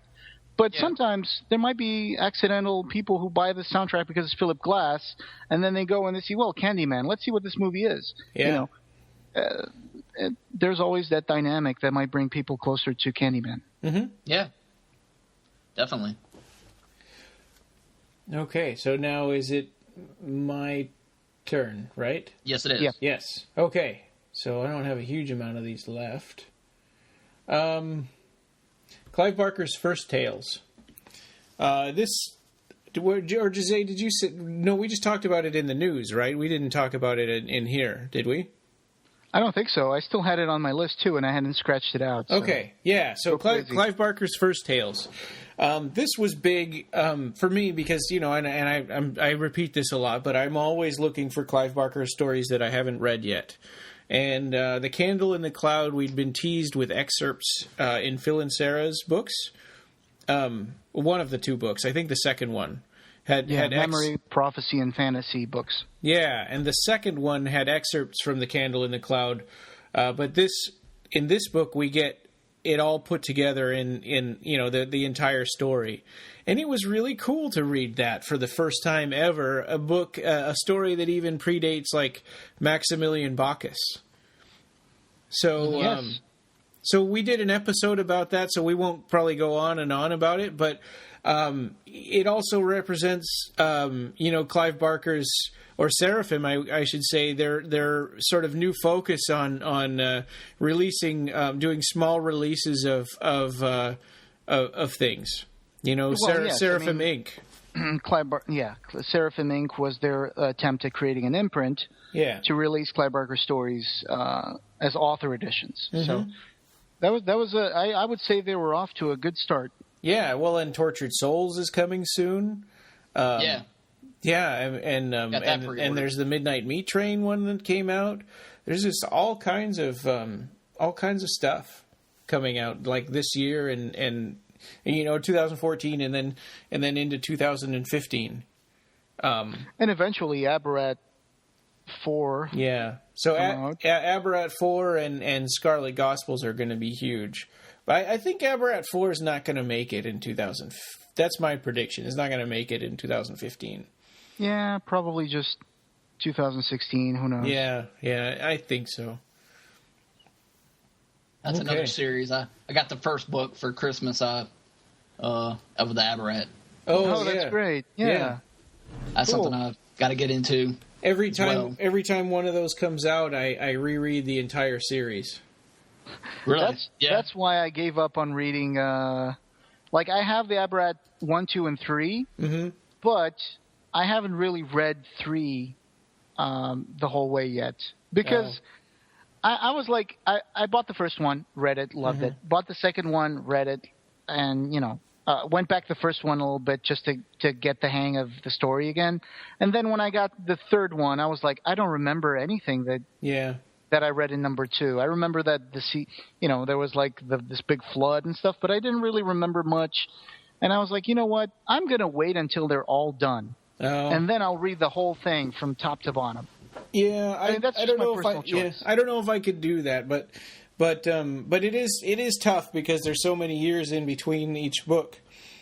Right. It's tough to remember what happened before, and that's why I've been, as soon as the publication date gets announced on the new book, I start like, okay, time to start. But I would say that they're kind of like the Harry Potter books, that they get more adult and more deep and darker with each succeeding volume. Yeah. So they are pretty. I wasn't sure what the kind of tone the tone of the stories for that way. What are they? They're still children's books, but they are. They will get a little darker. Like there's still stuff in there like monsters that kill people and dragons and there's a lot of humor in them, but there's also a few like tragic events that happen. Yeah. Well, and book 3 is very, very, very dark. I mean, it's called Absolute Midnight. Sure. Yeah. Do you remember the working title for the next one? Cry Rising. Oh, yeah, that's going to be some character, right? I guess so, yeah. I mean, it's not anybody that I remember. I don't remember that being a name. Sure. But, I don't know. I mean, it was Dynasty of Dreamers, right? For a while? For a while, yeah. But then he changed it to Kier Rising. Yeah. So, so you mentioned Clive Barker's First Tales, right? Yes. That was my my next one.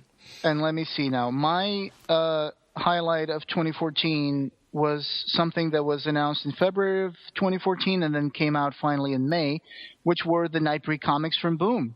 Oh, yes. Yeah, another facet of this reemergence of Nightbreed, which I think worked really nicely. They came out by Piotr Kowalski and Mark Andreyko.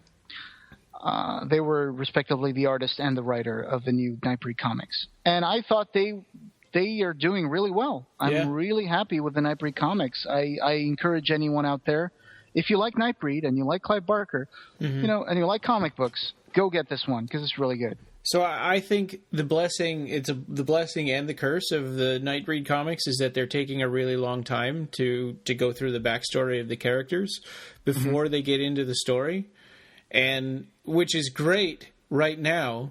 But if they cancel the series at some point in the near future, then it's going to be bad. Yeah, I mean, they can't.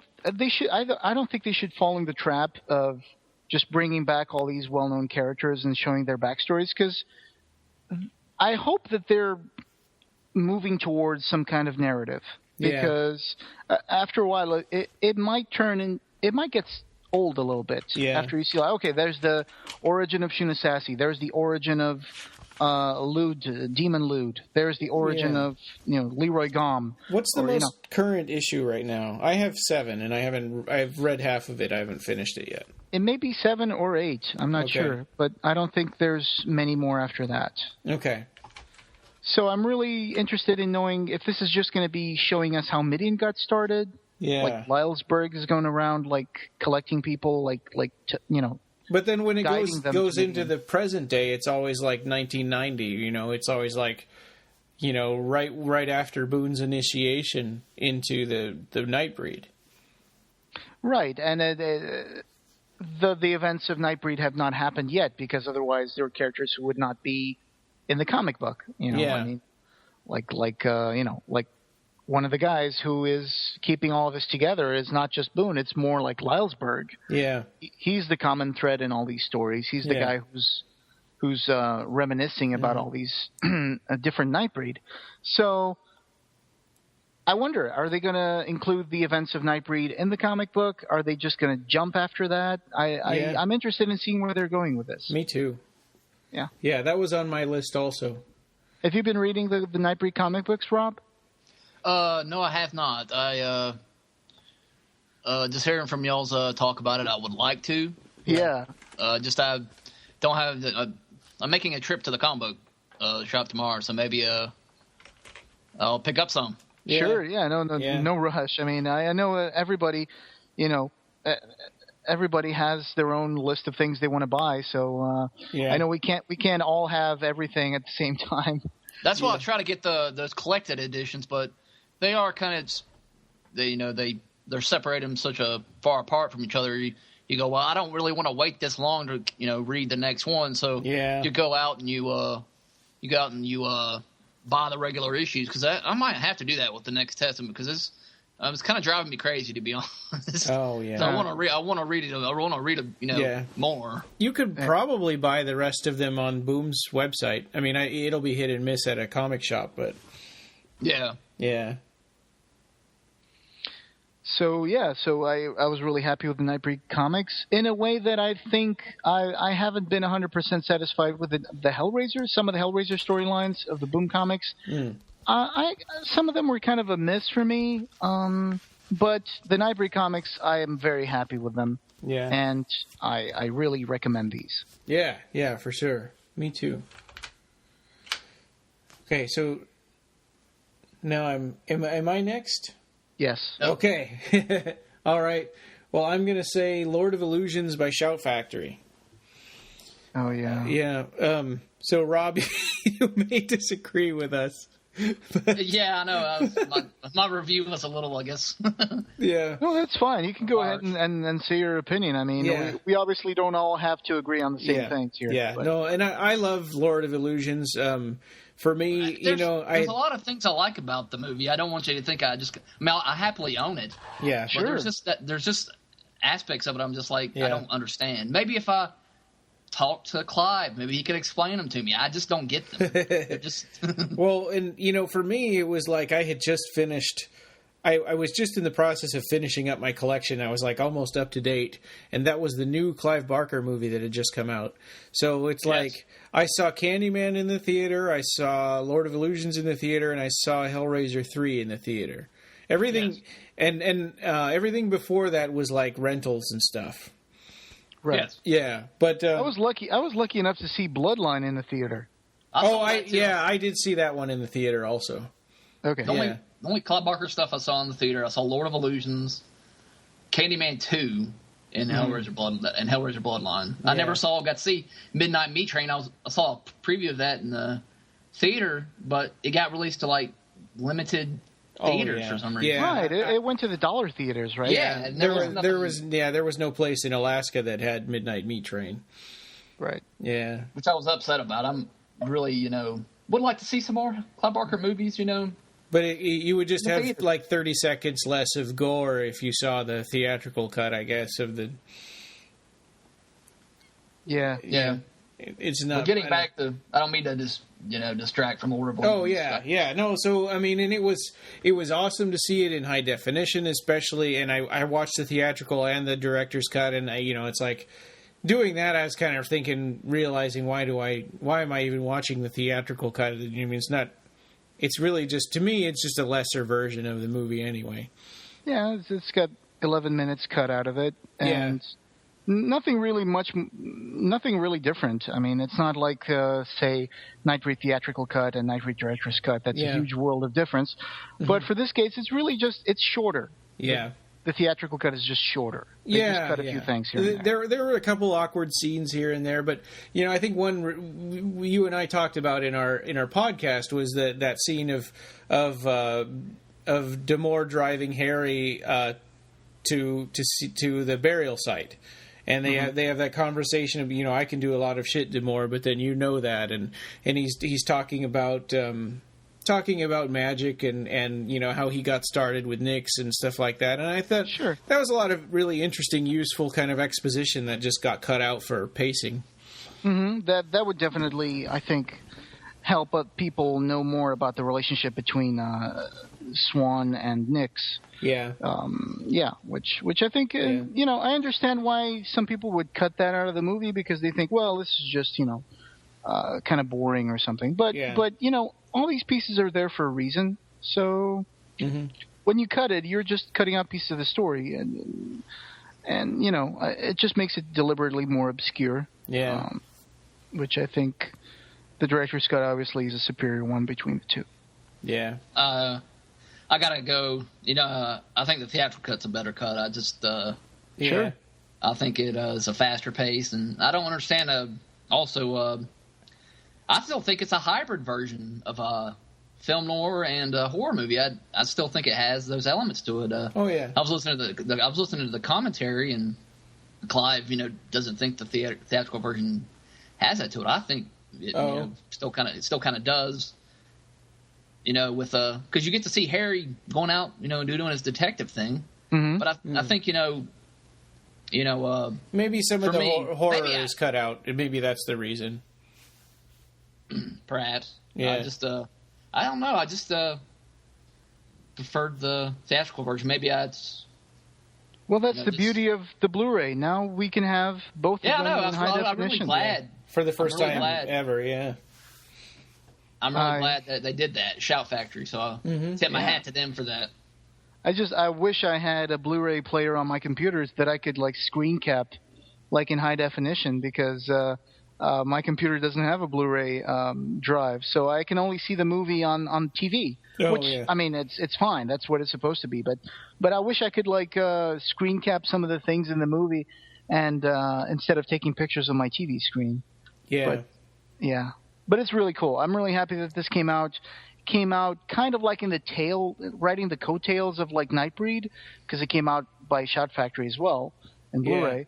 And so that was a really interesting thing that they managed to secure that deal between Seraphin.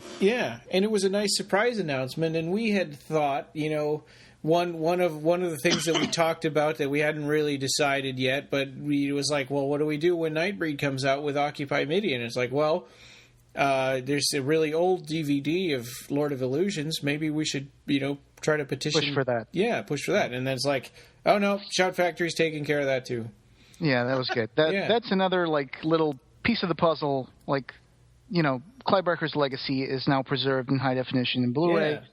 So, that's another cool piece of collectible stuff that you can get. I think somebody on, was it Mark McCurley, maybe, on Occupy Midian was saying, what would you like to see next? Oh, he said, would you like to see Hellraiser done this way? And my answer to that is no, but I do think it would be kind of neat to see a compilation set with Salome and the Forbidden and Transmutations and Rawhead Rex, all in high definition. I just think Clive Barker wouldn't like that set at all. No, no, not at all. Well, I think he would be okay with the Salome and the Forbidden. Well, but that's so short. I mean, that's really that's more like a curiosity thing than. Well, and if you get the DVD, it's got an hour of softcore porn vampire trailers. Yeah, that's true. Oh, really? Yeah. But from Redemption Video, those were the guys who put it out. But one of the things that Mark said, and I didn't really understand, it's Hellraiser 1 and 2 are already on Blu-ray. Yeah. I mean, you have plenty of content out there for these movies. When Anchor Bay released Hellraiser 1, 2, and 3 in that little tiny box that mimicked the Hellraiser box. Yeah. I mean, those things had all sorts of interviews. They had more than one track of commentary with Clive Barker. You had Peter Atkins, Tony Randell, Clive Barker, Ashley Lawrence, Doug Bradley. Doug Bradley's Under the Mask or Under the Skin or whatever. They had these little featurettes. Of course, these are on Region 2, Anchor Bay. Yeah. But there's so much stuff that's been released already for Hellraiser 1 and 2 and 3 that I honestly don't think that it's lacking in any of that department. I mean, no, the Blu-rays are out there. They released them for the 20th anniversary or something. And in fact, the Hellbound Blu-ray is an extended cut. So it has like the scene of Kirsty looking at the photo of her mother and in hell.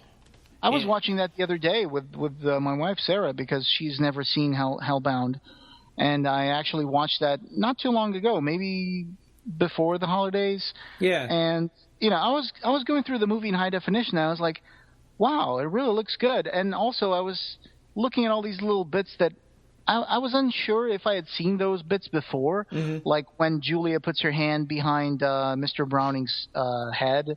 And I was like, it seemed like there were these little extended, like 1 second shots here and there that I hadn't picked it up or didn't remember them. Yeah, maybe just because they're in high definition. Yeah, maybe that. Yeah. And so that was cool to watch again. I mean, I know the movie by heart at this point. I could recite the whole lines of dialogue throughout the movie. Much to my wife's annoyance. But so it was really cool. I think those movies are fine. They've been released in high definition. They have great editions out there on DVD and Blu-ray. So I don't think Hellraiser needs any help, like you said. Yeah. I wouldn't be surprised, though, if maybe Shout did get the rights to it, though. I wouldn't be surprised for release. If it did happen, I agree with you. I think there's enough out there. But they're doing the same thing with like this with Escape from New York. That's I've got they had a Blu-ray for that, and I've already got it. But this sounds like I don't like double dipping on movies. I don't like what they do with the Lord of the Rings movies. How after the movie comes out, you can buy it, and then like the following Christmas, you can get the extended version. Oh my God! Yeah. Every single year they did, and they tricked me with that the first time. But it's like, no, I'm not going to do. Now I just wait. Yeah, I know. I bought like the 3 DVD edition of Fellowship of the Ring, and then shortly after that there came an edition that was like, you can get 6 this discs. Now. Yeah, like 4 discs with like a statue of Gollum or something. Yeah. Oh my God. Yeah. There's all kinds of crazy stuff. Yeah. Yeah, but I'm happy with the Hellraiser stuff I got, and I'll be happier when I can add Leviathan documentary to it. Well, and I have 4 copies of Hellraiser right now. Wow. Because I have the box set Laserdisc, I have the regular pan and scan Laserdisc, I have the DVD tin, and the Blu-ray. I have VHS editions of Hellraiser. Yeah. I have DVD editions, like a Spanish and an English one. Wow. I have a bunch of those. I used to have the 2-tape VHS of Hellraiser, but I'm always sort of a snob about. I don't like VHS. How is that a 2-tape edition of Hellraiser? Yeah, there was one that had special features on a second tape. Oh my gosh, I never saw anything like that. Like a movie, a VHS movie with special features. Yeah. Oh. I had that, but I didn't really watch it much. Because I was really into Laserdiscs. Mm-hmm. Okay, so that was Lord of Illusions. Yeah. Okay, so Rob, you're next, right? Well, the only one, everything else we've covered on here, but the only one, I guess, for me, I don't know if I should put this in. We're going to do something, which is what we're looking for in 2015. Oh, no. If it's an announcement, if it's an announcement, that's okay. Was the Nightbreed TV series. Yeah. That up. I was, think that would be, a cool way to, continue, I guess, the breed. Sure. See them in a TV series. Yeah. And with all these, y'all were talking about the shows, being TV having such a big, coming a big comeback. Maybe Nightbreed deserves. That's where it needs to be. Yeah. Well, there's people working on it, like Michael Plumides, and I know that there are some scripts written for those things, and they've been read by Clive Barker and Mark Miller. So, honestly, at this point, let's see what happens. I mean, they're trying to get people involved with this, like distributors and producers. So, yeah, I think that's very exciting. Let's see where this goes. Maybe 2014 will be the year of Nightbreed TV show. Or 2015. Yeah. Sorry. Where do you think? Where do you think it would be a good place to have that show on? Like a TC? What's the channel that has Walking Dead? Would that be a good station? AMC. Yeah. What's the station with it? Do you think that'd be a good place to put like Nightbreed TV series? They're trying to involve a company that distributes a lot of stuff in the U.S., but I can't say that right now, so okay. I can't announce it. It's off the record. Oh yeah, but sure. These things are still being talked about at this point. So let's see what comes out. People are doing meetings. People are talking about things. Let's see. It's amazing how much they can get away with even on non-pay channels like The Walking Dead is really graphic, but they just don't do any sex, right? I mean, that's the difference between HBO shows and shows that are on basic cable channels. Oh yeah, like shows like Spartacus, they had plenty of sex and like nudity, and including male nudity, which seems to be a little more taboo in TV than female nudity sometimes. Yeah. Yeah, I know. Yeah. Game of Thrones is really Game of Thrones. A lot of So hopefully, let's see if 2015 is the year of the Nightbreed TV show. Yeah. I know there's a lot of people would like to see that happen, and let's see. Yeah. Well, Jose, do you have any more? Yes, I have the Scarlet Gospels announcement. Yes. That's my last one, in fact. So. That was a big one when they I think Clive Barker went about publishing the Scarlet Gospels by creating this kind of auction thing. Like he put the rights for the Scarlet Gospel up for sale. Like he said, well, let's get some pitches going here. Let's get some publishing companies, small independent publishing companies, interested in publishing the Scarlet Gospels.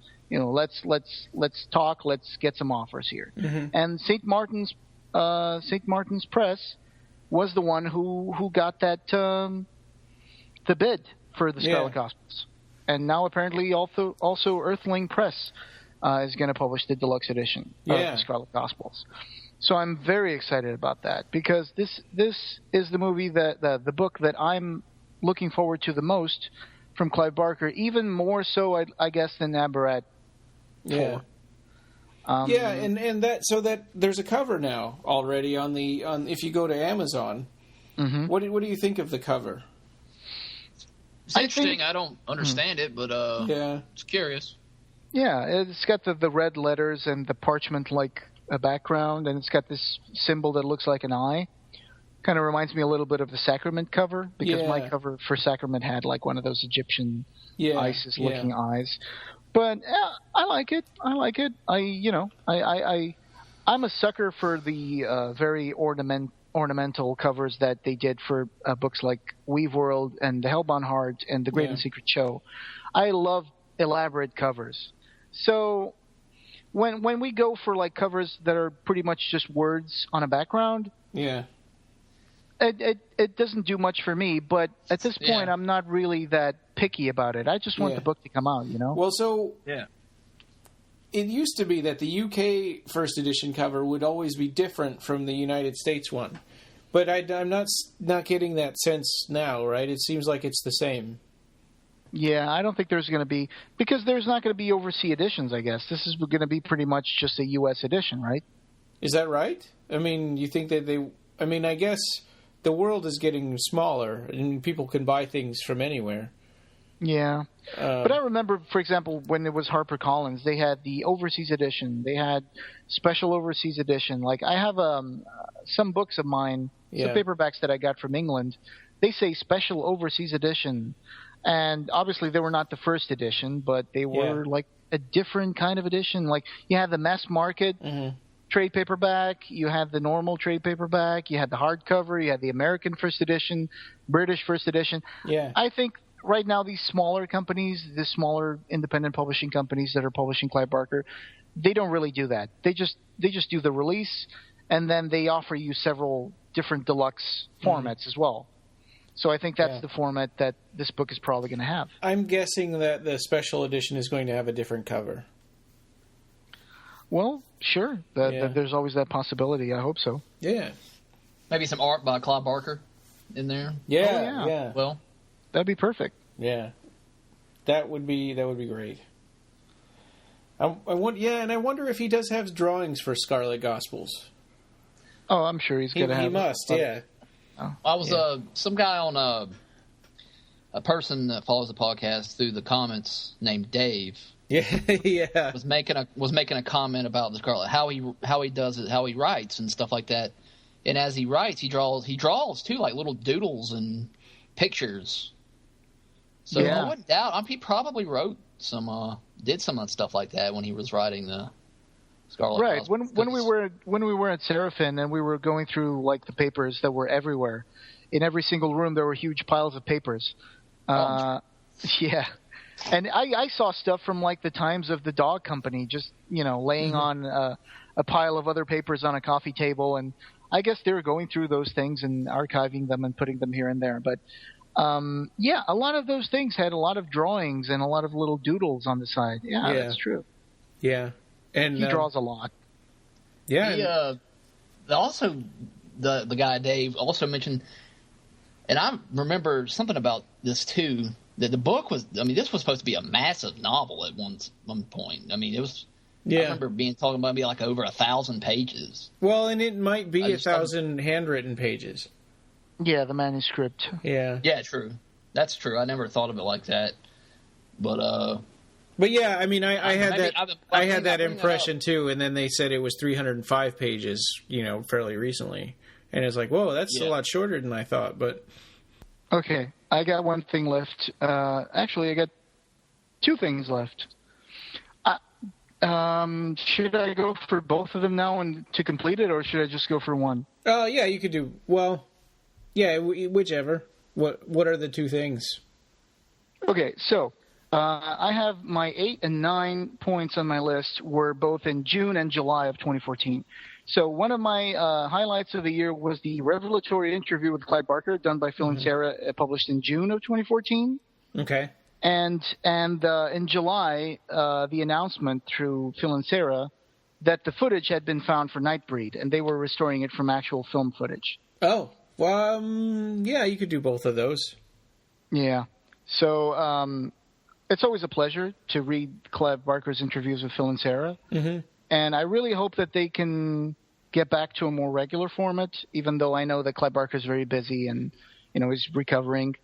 But it's always so nice to be able to read those interviews because Phil and Sarah, they do their homework, and it's always fascinating to hear Clive chat about his project. Before the days of Facebook, I would go on their page. I would check their page every single morning and, hoping for one of those. I know the feeling. Yeah. And then, of course, we knew a little bit beforehand that they had found the footage for the Nightbreed director's cut. We actually had inside information that told us, hey, they found the footage. It's cool. Yeah. They're going to do it based on, celluloid footage. It's not going to be from the VHS tapes. Yeah. And we were like, oh, my God, that's great. But we couldn't tell anybody. Yeah. I thought that was killing you. Yeah. Yeah. Because people were like, I don't know if I'm really that interested. If they don't do it with the celluloid, I'm not going to buy it. Yeah, or people will be like, I saw the Cabal cut and that footage looked terrible. I'm not going to buy this. And we're like, and we were like, oh, God. Yeah. And so finally they did the announcement. And that was really like, oh, finally, thank God. And people were really excited about it. And it really added a lot more momentum to the interest in the director's cut. Yeah. So those were my last two highlight moments for 2014. Yeah. Nice. Yeah. My last one is Hellraiser Bestiary. So I think that the Hellraiser, the Boom Hellraiser comic had gotten a little chaotic. It had kind of come back at the end and become a little more cohesive, and but then when they started this series, the Hellraiser Bestiary, it's taken on this sort of this format like the old Epic comics where they're doing like individual stories, and I like the direction that it's gone. I want to keep reading them. Yeah, I thought that was a great throwback to the original Hellraiser comics, like you said. And sometimes it works better when you have little contained stories that you can just consume, like on a break somewhere, on your lunch break or something, instead of having to wait for like maybe 2, 3, 4 months to have the full story arc come to a conclusion. I'm more leaning towards the little short self-contained stories because that's the thing that appeals to me. And I'm glad that they did that, and they're doing that, but they're still maintaining a continuity, which is they're still like an ongoing thread storyline. And this is still this is still obviously the Pinhead from those earlier Boom comics. So it's not they didn't completely start over fresh. It's just, they said, okay, that was what happened before, now we're starting here. Sure. So a lot of people involved with Clive Barker have been writing stories for that, like people like Mark Miller, Christian Francis, Ben Mears. Ben Mears, of course, thank you. Who was very graceful to be our tour guide when we went to the LA Seraphim office. So there's all these guys who are doing stories. They're coming up with original ideas, and that's really cool. Hellraiser Bestiary. I think it's on number 4 or something. Yeah, that's the last one I have. Yeah. Yeah, I haven't read number 4 yet, though. It's still. I have not read any of those, but I'm sure they're worth it. Yeah. So are there still any other points left on our list here? That was my last one. I'm all done, yeah. Yeah, I mean, we could kind of top it off by saying what's our most anticipated thing of 2015, because I think we all have the same answer. Scarlet Gospels, yeah. Yeah. Yeah. And that's mainly because there are other exciting things happening, but we don't know when. And then Scarlet Gospels has been talked about, I guess, since that interview that you posted, Rob, sort of dates it, right? I mean, that tells us that it was about the year 2000 when it was first announced. That's an old idea. It doesn't seem that old and long. I thought it was even longer. I thought it was in the 90s when he was talking about it at first. Oh, no. But, it's been a while. It's been like... It was his response 13, to Hellraiser Inferno. My gosh, that's been a while. And then it was going to be just one story in the... it was just going to be one story in the compilation of stories, then it gained a life of its own. And the compilation was going to be called Scarlet Gospels, and the story had a different name. Before that, it was supposed to be a book of photos and poetry that was going to be called the Scarlet Gospels. There was going to be erotic photography and poetry, I think. Well, I didn't know that. Yeah. No, yeah. And then it became a compilation of short stories, and then there's this story that Clive Barker has been talking about. Or, well, he did talk about it, but he hasn't talked about it for a while. But there was this story that's going to depict... It's going to take place like you're going to be seeing Christ's crucifixion in the Golgotha. There's going to be a dog, and it's going to be like seen from the point of view of the dog. Am I crazy, or have I read this? I'm pretty sure I've read this. It was going to be called it was going to be called Golgotha or something like that. Yeah. Dave, that guy Dave I was telling you about, he talks about that in that. Yeah. If you look back on the comments section, I think it's where Pinhead. I think the recent one I did about Pinhead on that same one about where Clive, talks about Inferno being an abomination and all that. It's under there. Just look at the comments. He must. I don't know if he knows Clive or something, but he acts. No, that's our friend David Anderson from the Fifth Dominion Forum, and he's a big Clive Barker fan too. He lives in Minnesota, but I don't think he's met Clive. I think he might have gone to a few signings. I don't know, but he is a fountain of knowledge about this stuff. Yeah. But what you're talking about, what you just said, he said in the post that he responded to. He brought up that. Okay, so, I know. You're right. It's interesting. I remember Clive Barker at one point on Twitter. He was talking about this when the Mel Gibson movie came out. The Passion of Christ. And Clive Barker was talking on Twitter. He was asking, about that movie, and I tweeted at him and I said, "Oh, that's based in the visions of this French nun." and he wanted to know more about it, so I sent him a link, and he said, "Oh, thanks, I really wanted to know that." And I need to track those tweets again, because that was one of the first times I actually interacted with Clive Barker on Twitter. Yeah, that's pretty cool. Yeah, you had to hit him at the right time of the night, and I was always asleep by the time he was up at like 2 a.m. or. So, yeah, he said it was going to be a story that was going to rewrite the knowledge. He was going to rewrite the way we saw Christ and all that. And I was like, oh, that's interesting, kind of controversial, risky. But that was going to be another story. I don't think it had to do with the Scarlet Gospels. I think it was going to be a different story. So I'm curious about that. Yeah, I need to. That's interesting. I wonder if he meant that because he kind of rewrote God in a way with the Next Testament. He did.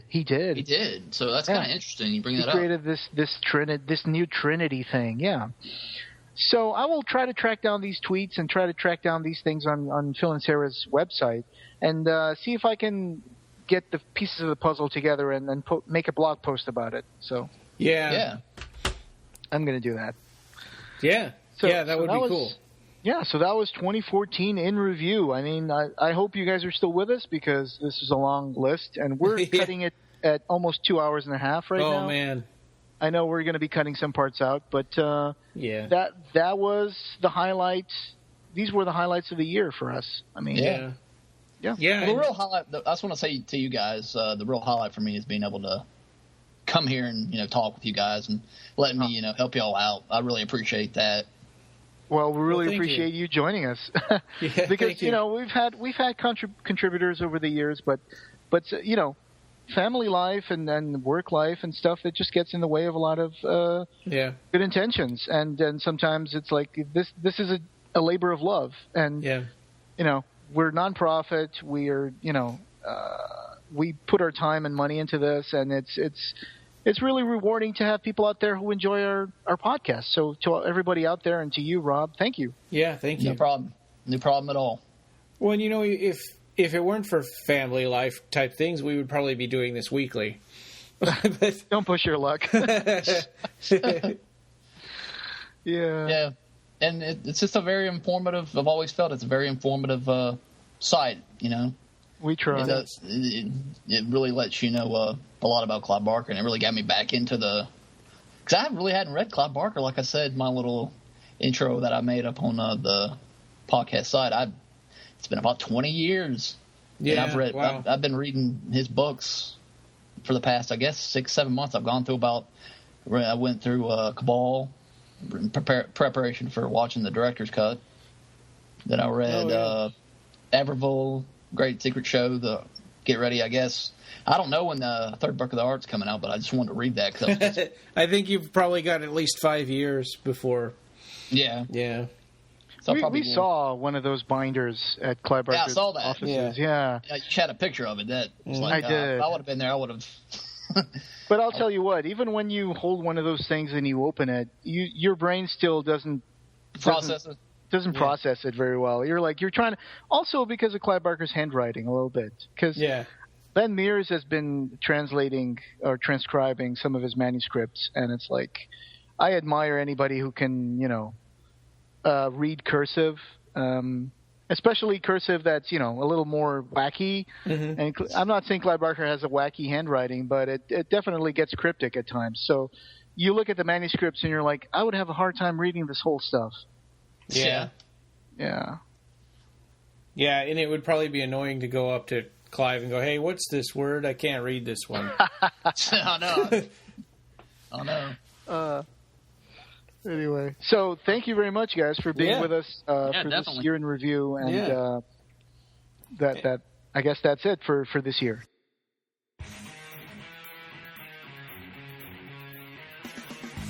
You can reach us on the web at www.clivebarkercast.com. Leave us a review on iTunes. We're on Podomatic, Xbox Music Store, TuneIn Radio, Stitcher, Doubletwist, Blackberry, and Pocketcast. Like our page on Facebook and join the Occupy Midian group. On Twitter, we're at BarkerCast and at Occupy Midian. The forum is www.clivebarkerfans.com/forum. Opening theme by Colin Lacativa.